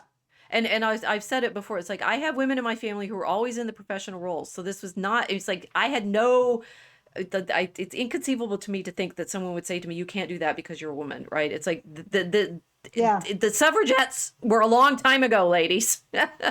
Hmm. So, but something else is kicking in when it's like we've spent all of the DEI, and people are pointing out that a lot the main beneficiaries of all the DEI stuff were the women, right? Not so much necessarily the Yes. minorities, but like women And they, as far as I can tell, they were the white women, like the upper middle class white women. Like, ending up in okay. social roles that were ambiguous and charged for them, because like with your mother's friend, you know that there's something. I mean, it's like, how is it off, right? I've never felt off being a professor because, for goodness sake, moms are teachers. Okay, fine. Mhm. My grandmothers were both teachers, teachers. Like having female teachers is not an issue. Women as doctors, my mom was a doctor. Doctors. Like exactly how we gender roles and which we expect which. So Chad Bianchi is saying shadow work by Ivan Illich is good on women's historical work pre-industrial era and how they were 50% of household production. Exactly. That prior to the Industrial Revolution, industry took place in the home because, Yeah. that's where it was. And so the Industrial Revolution destabilizes all sorts of things. The church is, we were looking in my chat about the Dicastery just put out a statement on AI, right? Primary statement first, it's like we're going through something as huge with AI as we went through with the Industrial Revolution. It's going to destabilize a lot of things. One of the major things in the Industrial Revolution destabilized was gender relations Oh, because they yeah. put women in the factories, because women's work was taken into the factories.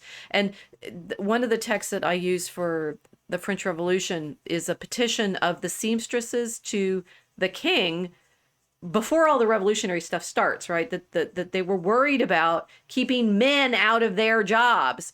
They were embroiderers and seamstresses and stuff, and they wanted the Interesting. king to promise that men wouldn't be allowed to take on their work. Interesting. What is Yeah. a woman?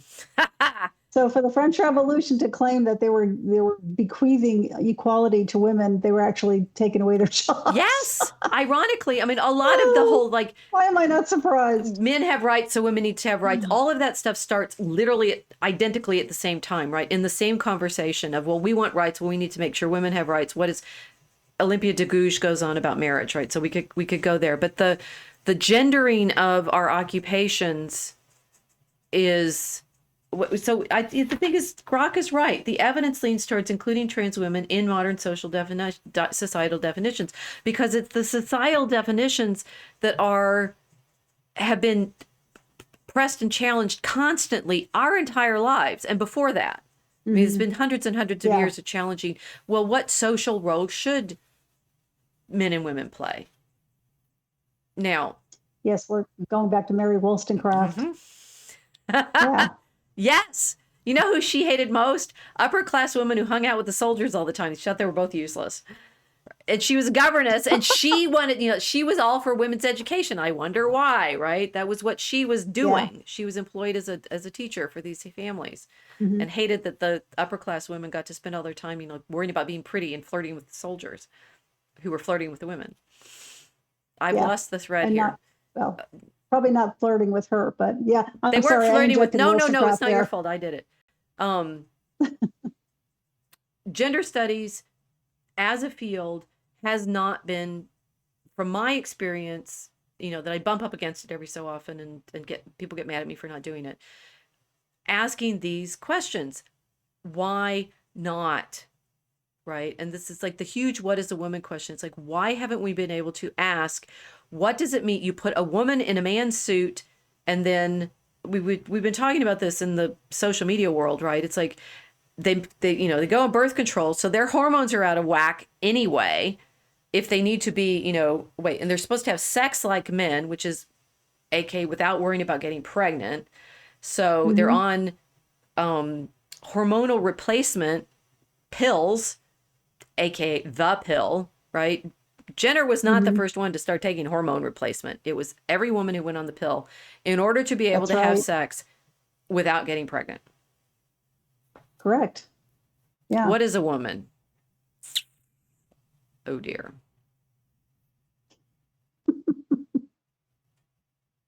We've been in, okay, so the bottom two, Nancy Mace, is that her name, Nancy? Yeah, Nancy Mace and Sarah McBride. Sarah McBride is a man, and Nancy Mace introduced, it wouldn't be a bill, it would be a rule. So Congress has its own rules for how they act within their offices and buildings, and everybody has their own private bathroom, but they also have public bathrooms.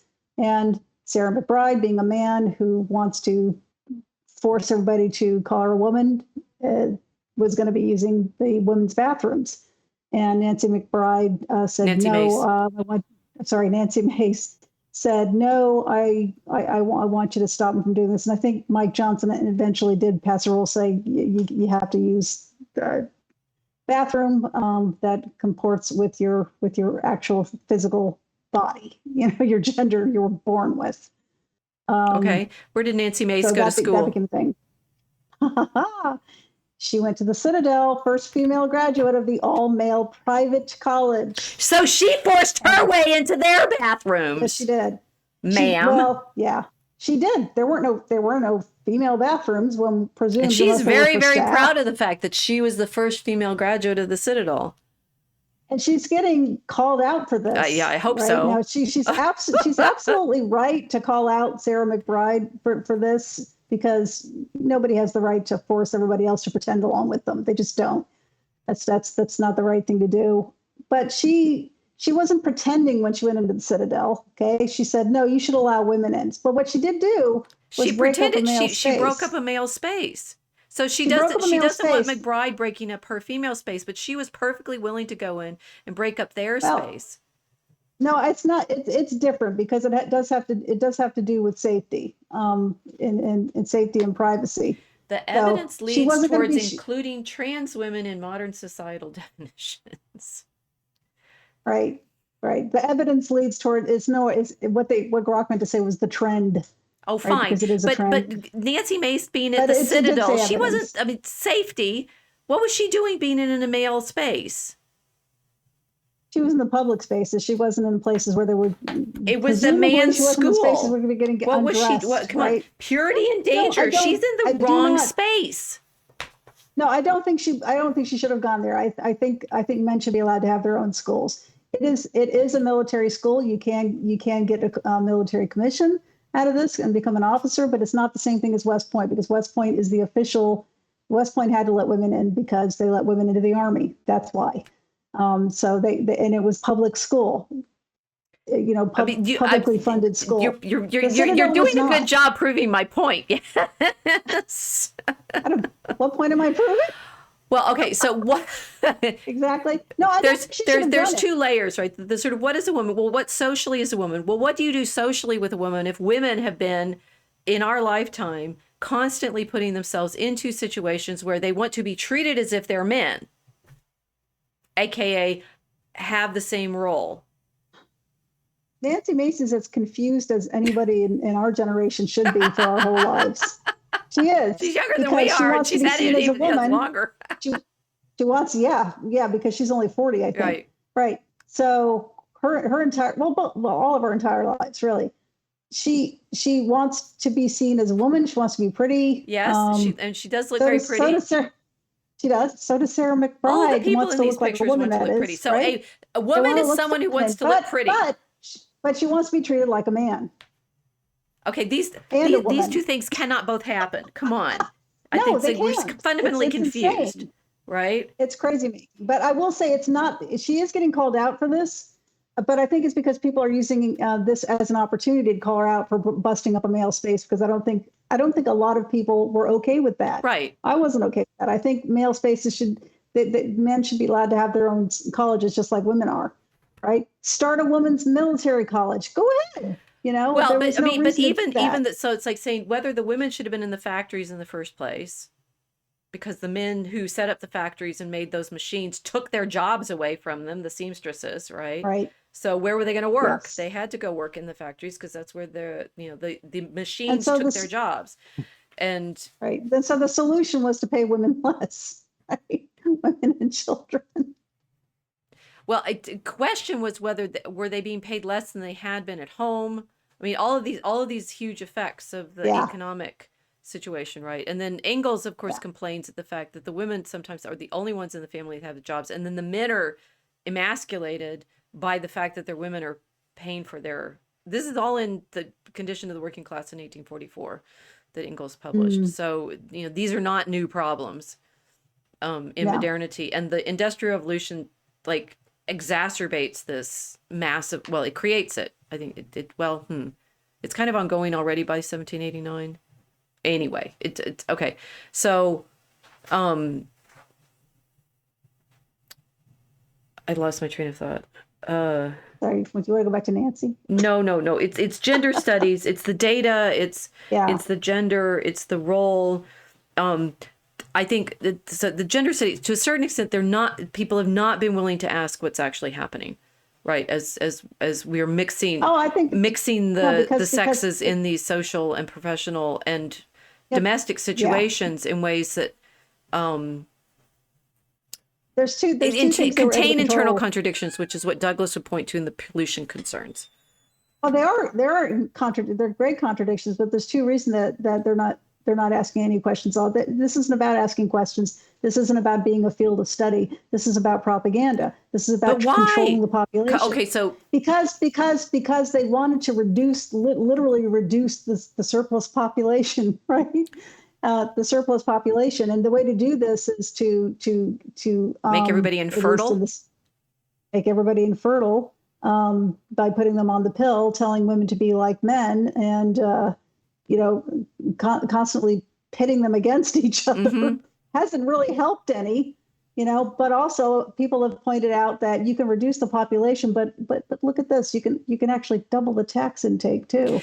Yeah, Both men that's interesting. working. The women in the workforce mean, like you're double taxing everything and nobody can support a family at all, which there Correct. aren't any of because Yes. the women are, not fertile anymore.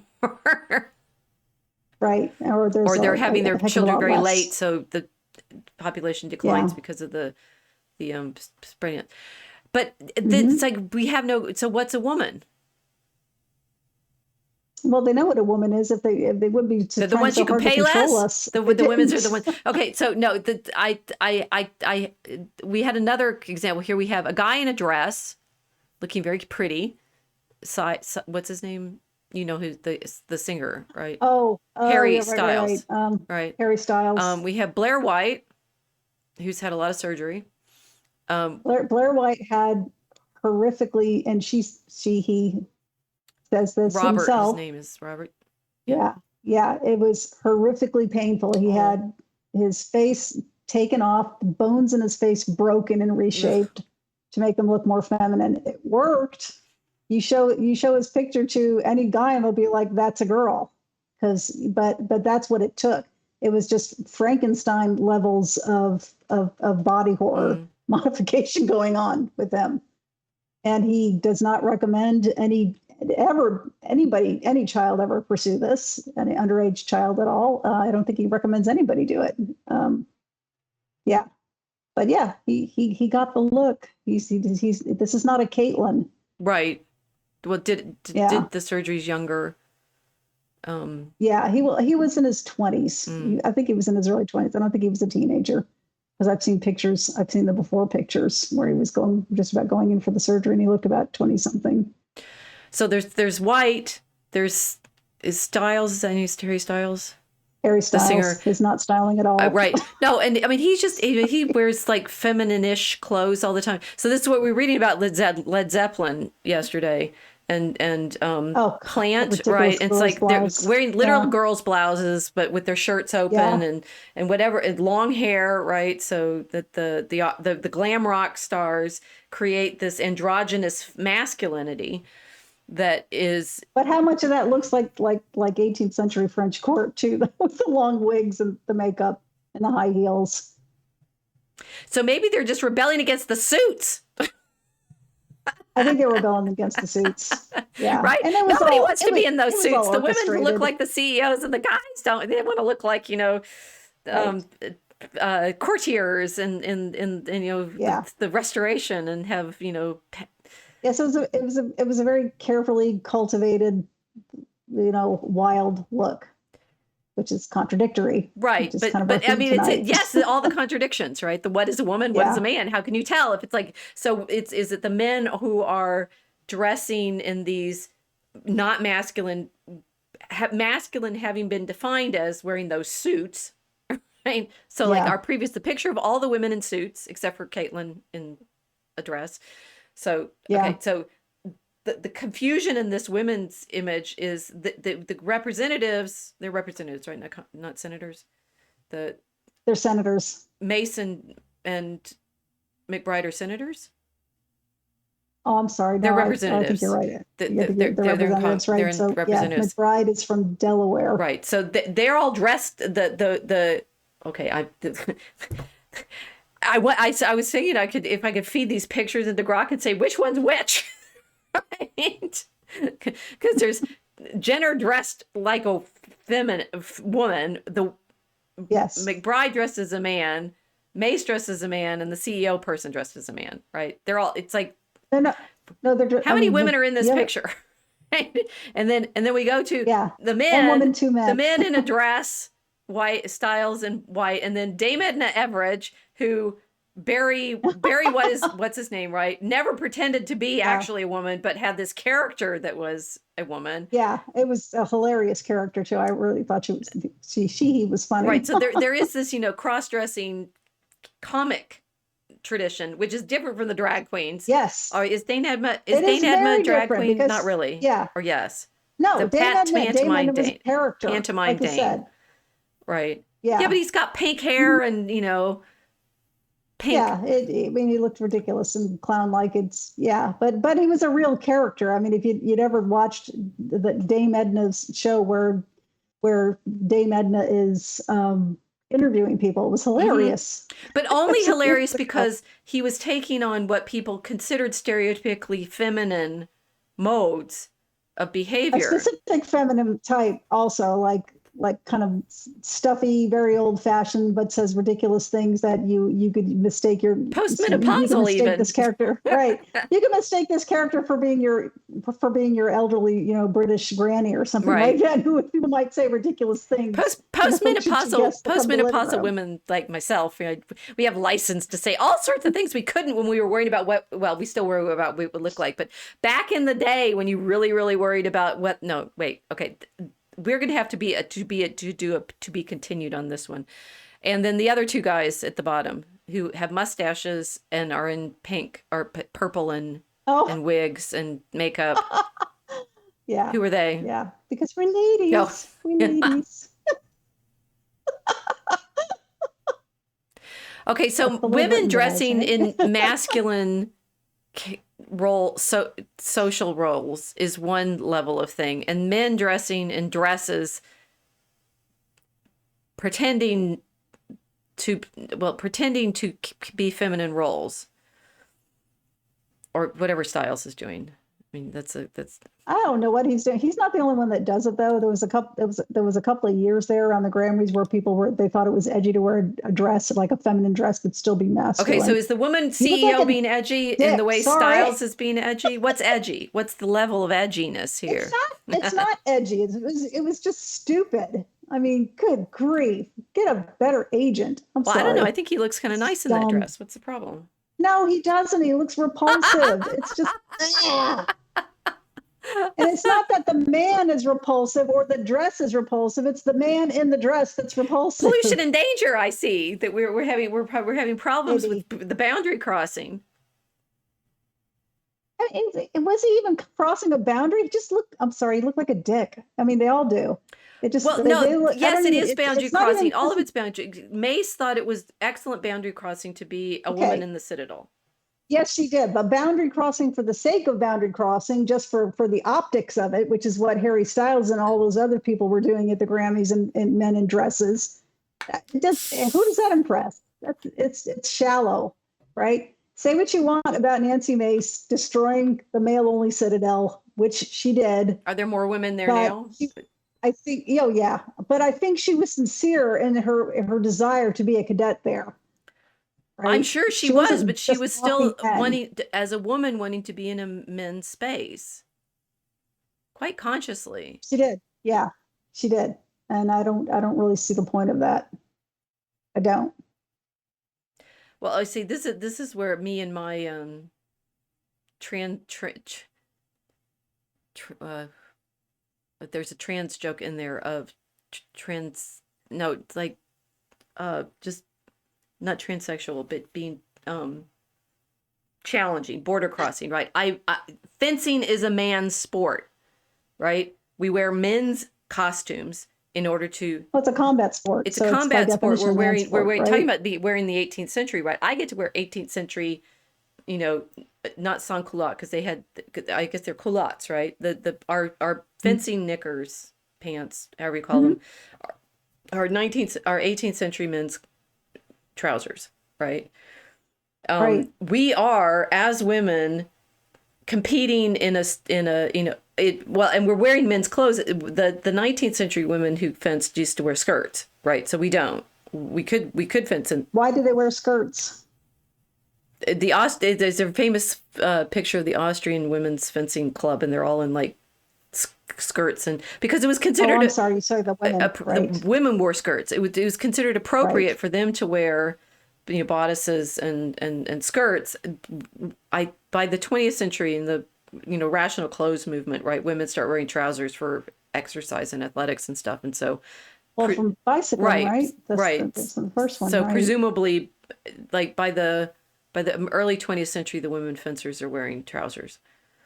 Um, Right. That's utilitarian though. That's not fashion, right? The change, I mean, to wearing, men's trousers for doing things like, horseback riding and bicycle riding and fencing. That was but you could say it was utilitarian. It wasn't a fashion utilitarian wearing statement. business suits in business. Not really, because it doesn't affect your performance in any way. I don't know. I haven't That was tried an fencing in aesthetic a skirt. That choice. might be fun, right? I don't think it would get in the way, unless you can No, hide true. extra weapons under there. But Yeah, the fabric. Anyway, that women invade men's spaces all the time in terms of activities. And then, women's jobs were stolen from uh, them with the Industrial Revolution when they took away all the textile work, right? So this problem yeah, of who belongs where, that's what Dorothy Sayers and her Women Human thing was doing. It's like, what does that even mean, right? At what point are you expecting women to behave socially in one way? What we constantly end up against is women and men are different. yes. This is okay. So I'd say the main question that gender studies refuses to actually consider properly. There is masculinity studies now because they're like studies about how men in particular cultures and historical moments and learn to be men from presumably other men. Although in Lancelot of the Lake, the prose Lancelot, it's the lady who gives Lancelot his equipment and trains him to be a knight. Mm. Confusing, right? Okay, so these are She's a magical lady though. yeah, but she's actually the one who gives him the armor and tells him how to be a knight. So there's a women's Mhm. role in instructing men in masculinity that we probably want to unpack sometime. But gender studies has been trying to deal with, okay, so what's masculinity? It really doesn't want to know what femininity is. Well, because if they answer the question, then they're going to have to ask some harder ones. We can't. I mean, this is Like, what I realized yeah, as we were talking. That we can't answer the question, "What is a woman?" because nobody wants to look that question in the face. Nobody. When Simone de Beauvoir wrote *The Second Sex*, she was like, "I don't want to be this." Right? Woman is everything I don't want to be.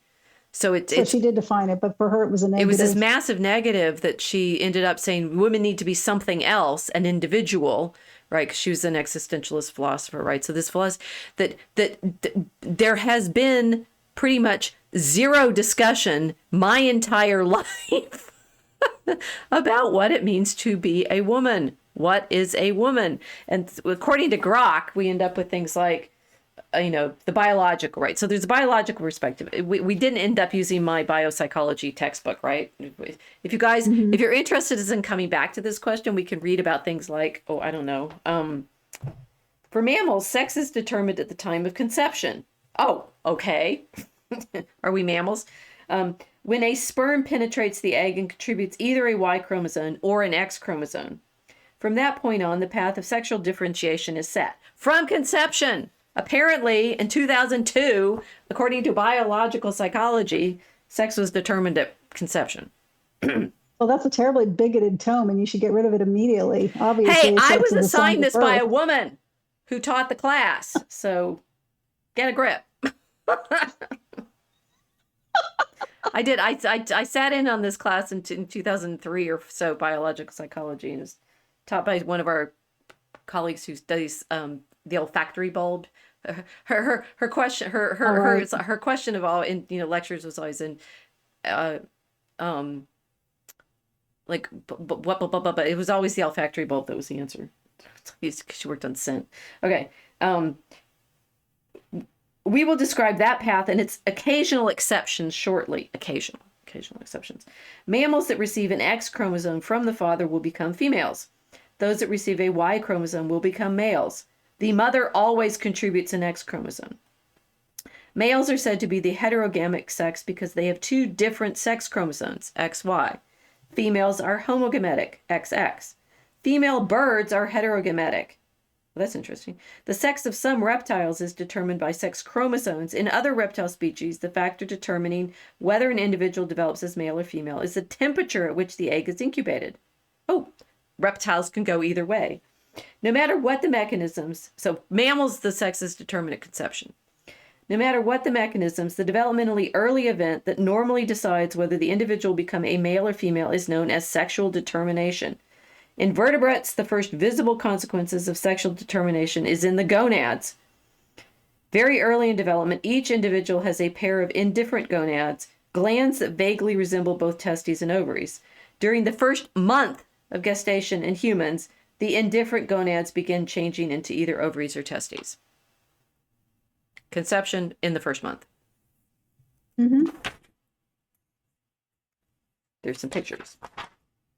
There's also the very predictable, and I won't show you this, but there's a picture of a naked person who is an androgen insensitive person, captioned, although this person has the male XY chromosome pattern and therefore testes undescended, she also has complete androgen insensitivity.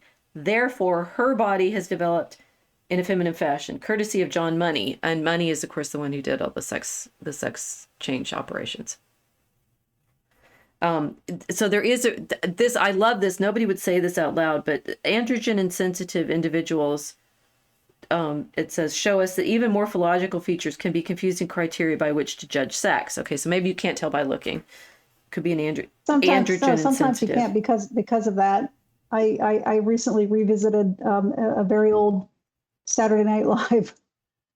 Julia Sweeney did a character called It's Pat, right? And the whole gag was that you didn't know if Pat was a man or a woman because physically she resembled both. Right. And the gag was that people were constantly asking her questions, trying to guess what she was. We'll have to test Grok and come back to this. Yeah. Okay, so Yeah. the androgen insensitive humans have a male chromosome and testes. Like most males, they do not have fallopian tubes or uterus, but they do have a vagina and breasts. And in many respects, they behave like most females. They dress like females, they are attracted to and marry males, and perhaps most importantly, even after they learn the details of their condition, they continue to call themselves women. I forbear to point out that Aristotle insisted that women were undeveloped men. Was he a Freudian? Well, no, maybe he just had better biology than people tend to credit him with, right? It's like if in fact, so yes, there are XY determinate conception, ovaries and testes develop in the first month, and yet there's some who can have those chromosomal markers, which I thought we believed in, genes and science, right? Mm-hmm. will behave socially like women or look like women. I'm not sure whether there are some pictures of women with the babies that have developed genitalia that look masculine. Now, is that what they would consider called intersex? So yeah, and we talked about them in the class. Yeah. So that It's very it's rare. rare. They're real individuals who have that. It's showing up in these 2002 textbooks as that possibility. So if people are taking biological psychology, they'll learn about it and say, okay, yes, there are people who in one category of biological definition will be male, and in another category of development will look female. Okay. Right. And behave like women. What does that mean? And there again, you have no answer because nobody will ever talk about it. Well, you do because we're like, okay, so they're hormonally screwed up. It happens. what? We are. Yeah, they're hormonally screwed up. It happens. What, women or no, those people? No, those people, those individuals. But the thing is that the question that nobody is, it's like I did not actually, did I watch What is a Woman? I didn't watch Matt Walsh's movie, right? But the constantly, so the saying, in modern society, this is according to Grok, the social and gender identity perspective. In modern society, the term woman also encompasses individuals who identify as women regardless of their biological sex. This includes trans women who were born with male biological characteristics but live and identify as women, which would fit with those androgen and sensitive individuals. But I think Blair White, maybe. I'm not sure. Yeah, that's a maybe, because I think quite a lot of them are just I think they just got body dysmorphic disorder. So I think that's different than what you just described previously, because what you described previously was an actual physical problem, physiological problem. Okay. Yeah. This broader definition reflects gender identity and is increasingly recognized in social and legal context, which is the interior perception at odds with the exterior form, which is going back to that evangelical problem of the exterior ritual versus the interior lived experience. We're in a theological gray space right now. Should I drop the line? Yeah, it's the spirit. It's the spirit at war with the body, or so people think. It's something. We still haven't defined what a woman is. There are these people that are wanting to live as women, socially identify as women. Do we know what a woman is? Okay, so we have no. It's like we have no definition of what a woman is. They could be female. Biological definition, but what you have is a difference between saying what is a woman and what is feminine. It's like the social identity, gender and identity perspective in Grok's answer is all about trans women. Yeah. There's something about historical and cultural context of woman, a with man, woman person, with man meaning human and later male human post-Norman conquest. It's contentious. There's nothing in Grok's answer about what it means to be a woman. Because people are confusing acting feminine, like Bruce Jenner does with Caitlyn, and like Blair White does with his many surgeries, and they're confusing the costume with the biological reality. I have to say, I don't think Blair White is. I think he's very well aware. No, I think so. that it's a costume. Yeah, he's well aware that it's a costume, but that's why nobody wants to say it, because and this is what I didn't understand when this whole trans woman movement started getting more traction about 15 years ago or so. Yeah. And they kept saying, I'm a trans woman. I'm proud to be a trans woman. And I immediately thought, but if you were trying to pass as a woman, why would you announce to everybody that you weren't? That you're a man, right? Because they're socially doing something different, right? Exactly. Yeah. It's different. It's something very different. So these are not cross dressers, and these are not female impersonators. This is something different altogether. This is it's screaming for attention. Something says Harry Styles in a dress, or the thing is, the thing is, most of the people that I know who are trans are not that flamboyant, right? So Right, but they're the ones who are in the public, who are the face of the activist right. movement worldwide, mostly in the West, they most certainly were, and the Yeah, more outrageous, the better. the, right. But most of us women aren't that flamboyant, outrageous, or are we? Well, most of us aren't, I could think of any number of celebrities that like to be flamboyantly I, Kardashians or female. something like that. Is so to be Kardashian, flamboyantly yeah. female? Most of us women don't. So does that mean okay? Has to be a to be continued. Um, It's cliffhanger after cliffhanger after It's cliffhanger. great. Hey, we did what we promised. We tried nation. We tried hot dogs, and woman clearly is going to take more than one. Um,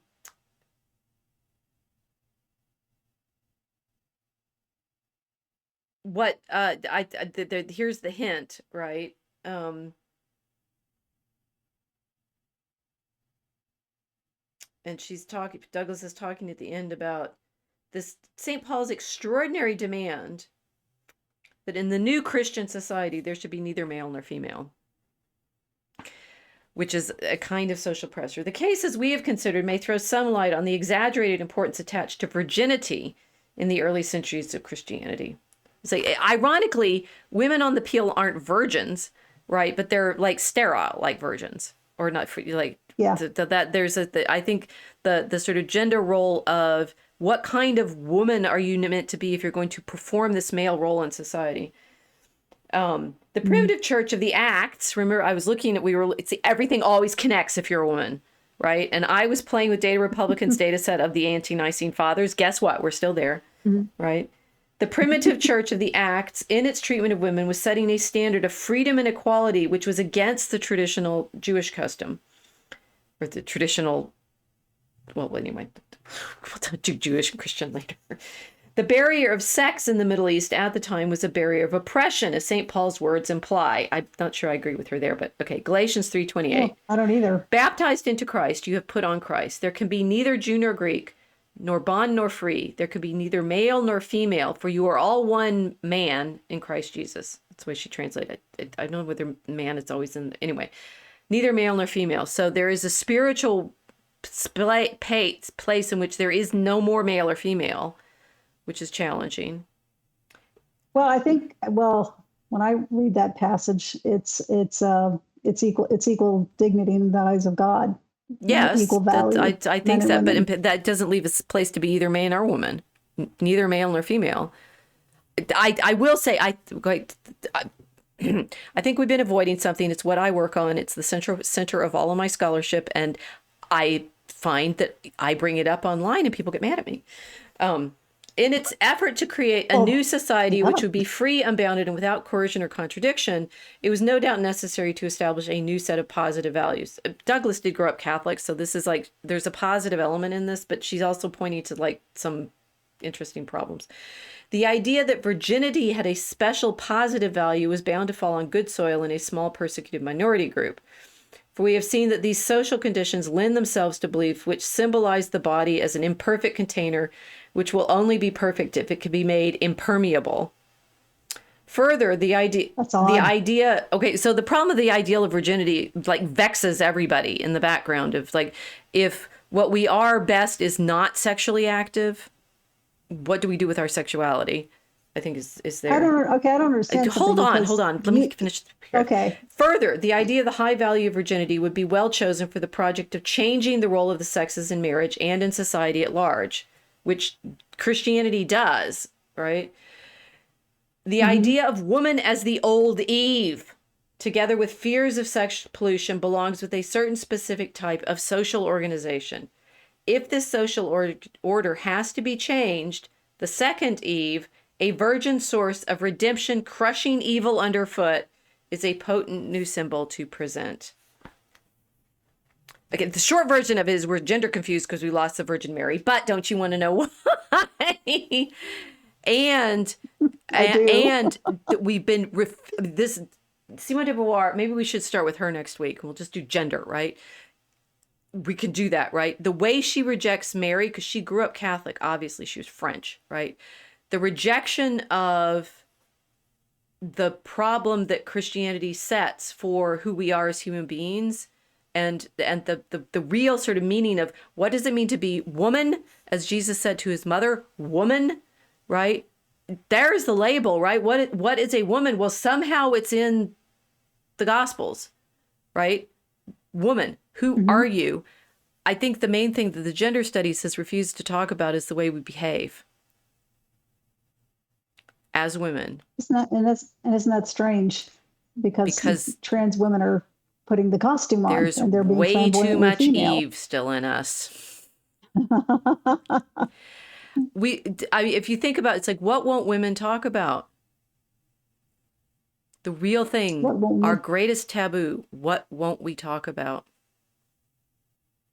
I don't know. How we behave towards each other. The worst kept secret? Is the mean girls. Yeah, we're mean to each other. And I often wonder this about the trans women. It's like, you really want to belong to this socially? And by the way, we're nicer to you because, We know they're yeah, men. That's why. we are not nice to each other. And that is like the Mm-mm. real feminism movement, like, was all about that. It's like, think about how they shame, how, the women who, oh, you got to put on the suit. You go, girl, you go, girl. And then what we do behind each other's back. Stabby, stabby. Stabby, stabby. Yeah. So if you are willing, everybody left. They're terrified now. Sir Real Nil Mill. If nuclear resistance were invented by a woman, to be quack and quilt, not duck and cover. Okay, that's good. Guys are funny. That's very nice. Okay, Chad says, with that verse, it's also to remember that nothing on that list inherently gets at one a higher place in the heavenly hierarchy. Yes, and we can talk about hierarchy, and we can talk about. I think the interesting thing about talking about whether Grok is masculine or feminine is I mean, it's like we all know what a feminine behavior is like, and we just don't want to address it. Like, why do we behave that way? Vox is, doing a social sexual hierarchy, and it's all the way the men behave and the gammas and how bad the gammas are. Ladies, we need to talk. Again, Yeah. yes. Yeah. And that our social hierarchy and the way we behave towards each other, it's so interesting to me. It's the literal biggest taboo in gender studies, is to talk about how women actually behave with each other as women. And the dumbest one of the dumbest things I ever heard come out of the feminist movement over the past 40 years was this ridiculously provably false idea that if women ran the world, there would never be any more wars.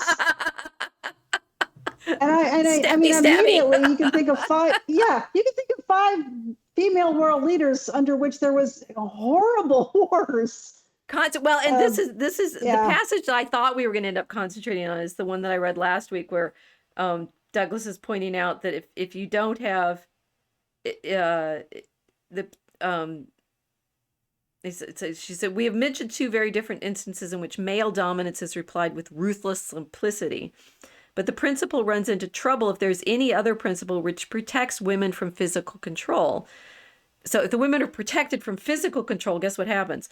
For this gives women scope to play off one man against another, and so to confound the principle of male dominance. The whole society is especially likely to be founded on a contradiction if the system is one in which men define their status in terms of rights over women.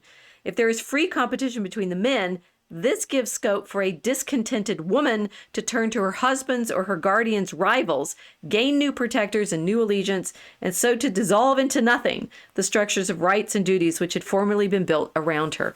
That's what Nancy Mace did by going to the Citadel. I'll have to revisit that one. I had a hard time understanding that passage. Yeah. What she actually meant, because I don't believe men have. Well, anyway. Well, anyway, this is like, we leave it in like chaos right now. Yeah. Well, even in chaos right now, but I just want to say that, the right woman with a man actually helps him. Yes, and this gender studies won't talk about this either, right? It's like there's a good way of being in a relationship with the sexes, and there are completely destructive ways, and we have seemed to like blinded ourselves to both. We won't talk about the way good marriages function And we don't talk about the actual stresses that they're under. We just want women in Yeah. men's roles and DEI, and you can't say she can't join, and it's Yeah. we can't answer the question, what is a woman, because we won't ask it. And if I were a better like producer, we could like, and scene. And To be continued, as ladies do. We will be back next week with further to talk about it some to more. talk about it some more. So As we do. Sanjuro says, I'm here and Mary guides me. Yes, Our Lady is, I promise you, the only way out. She is the way to our Lord. Thanks for joining us. We'll see you next week.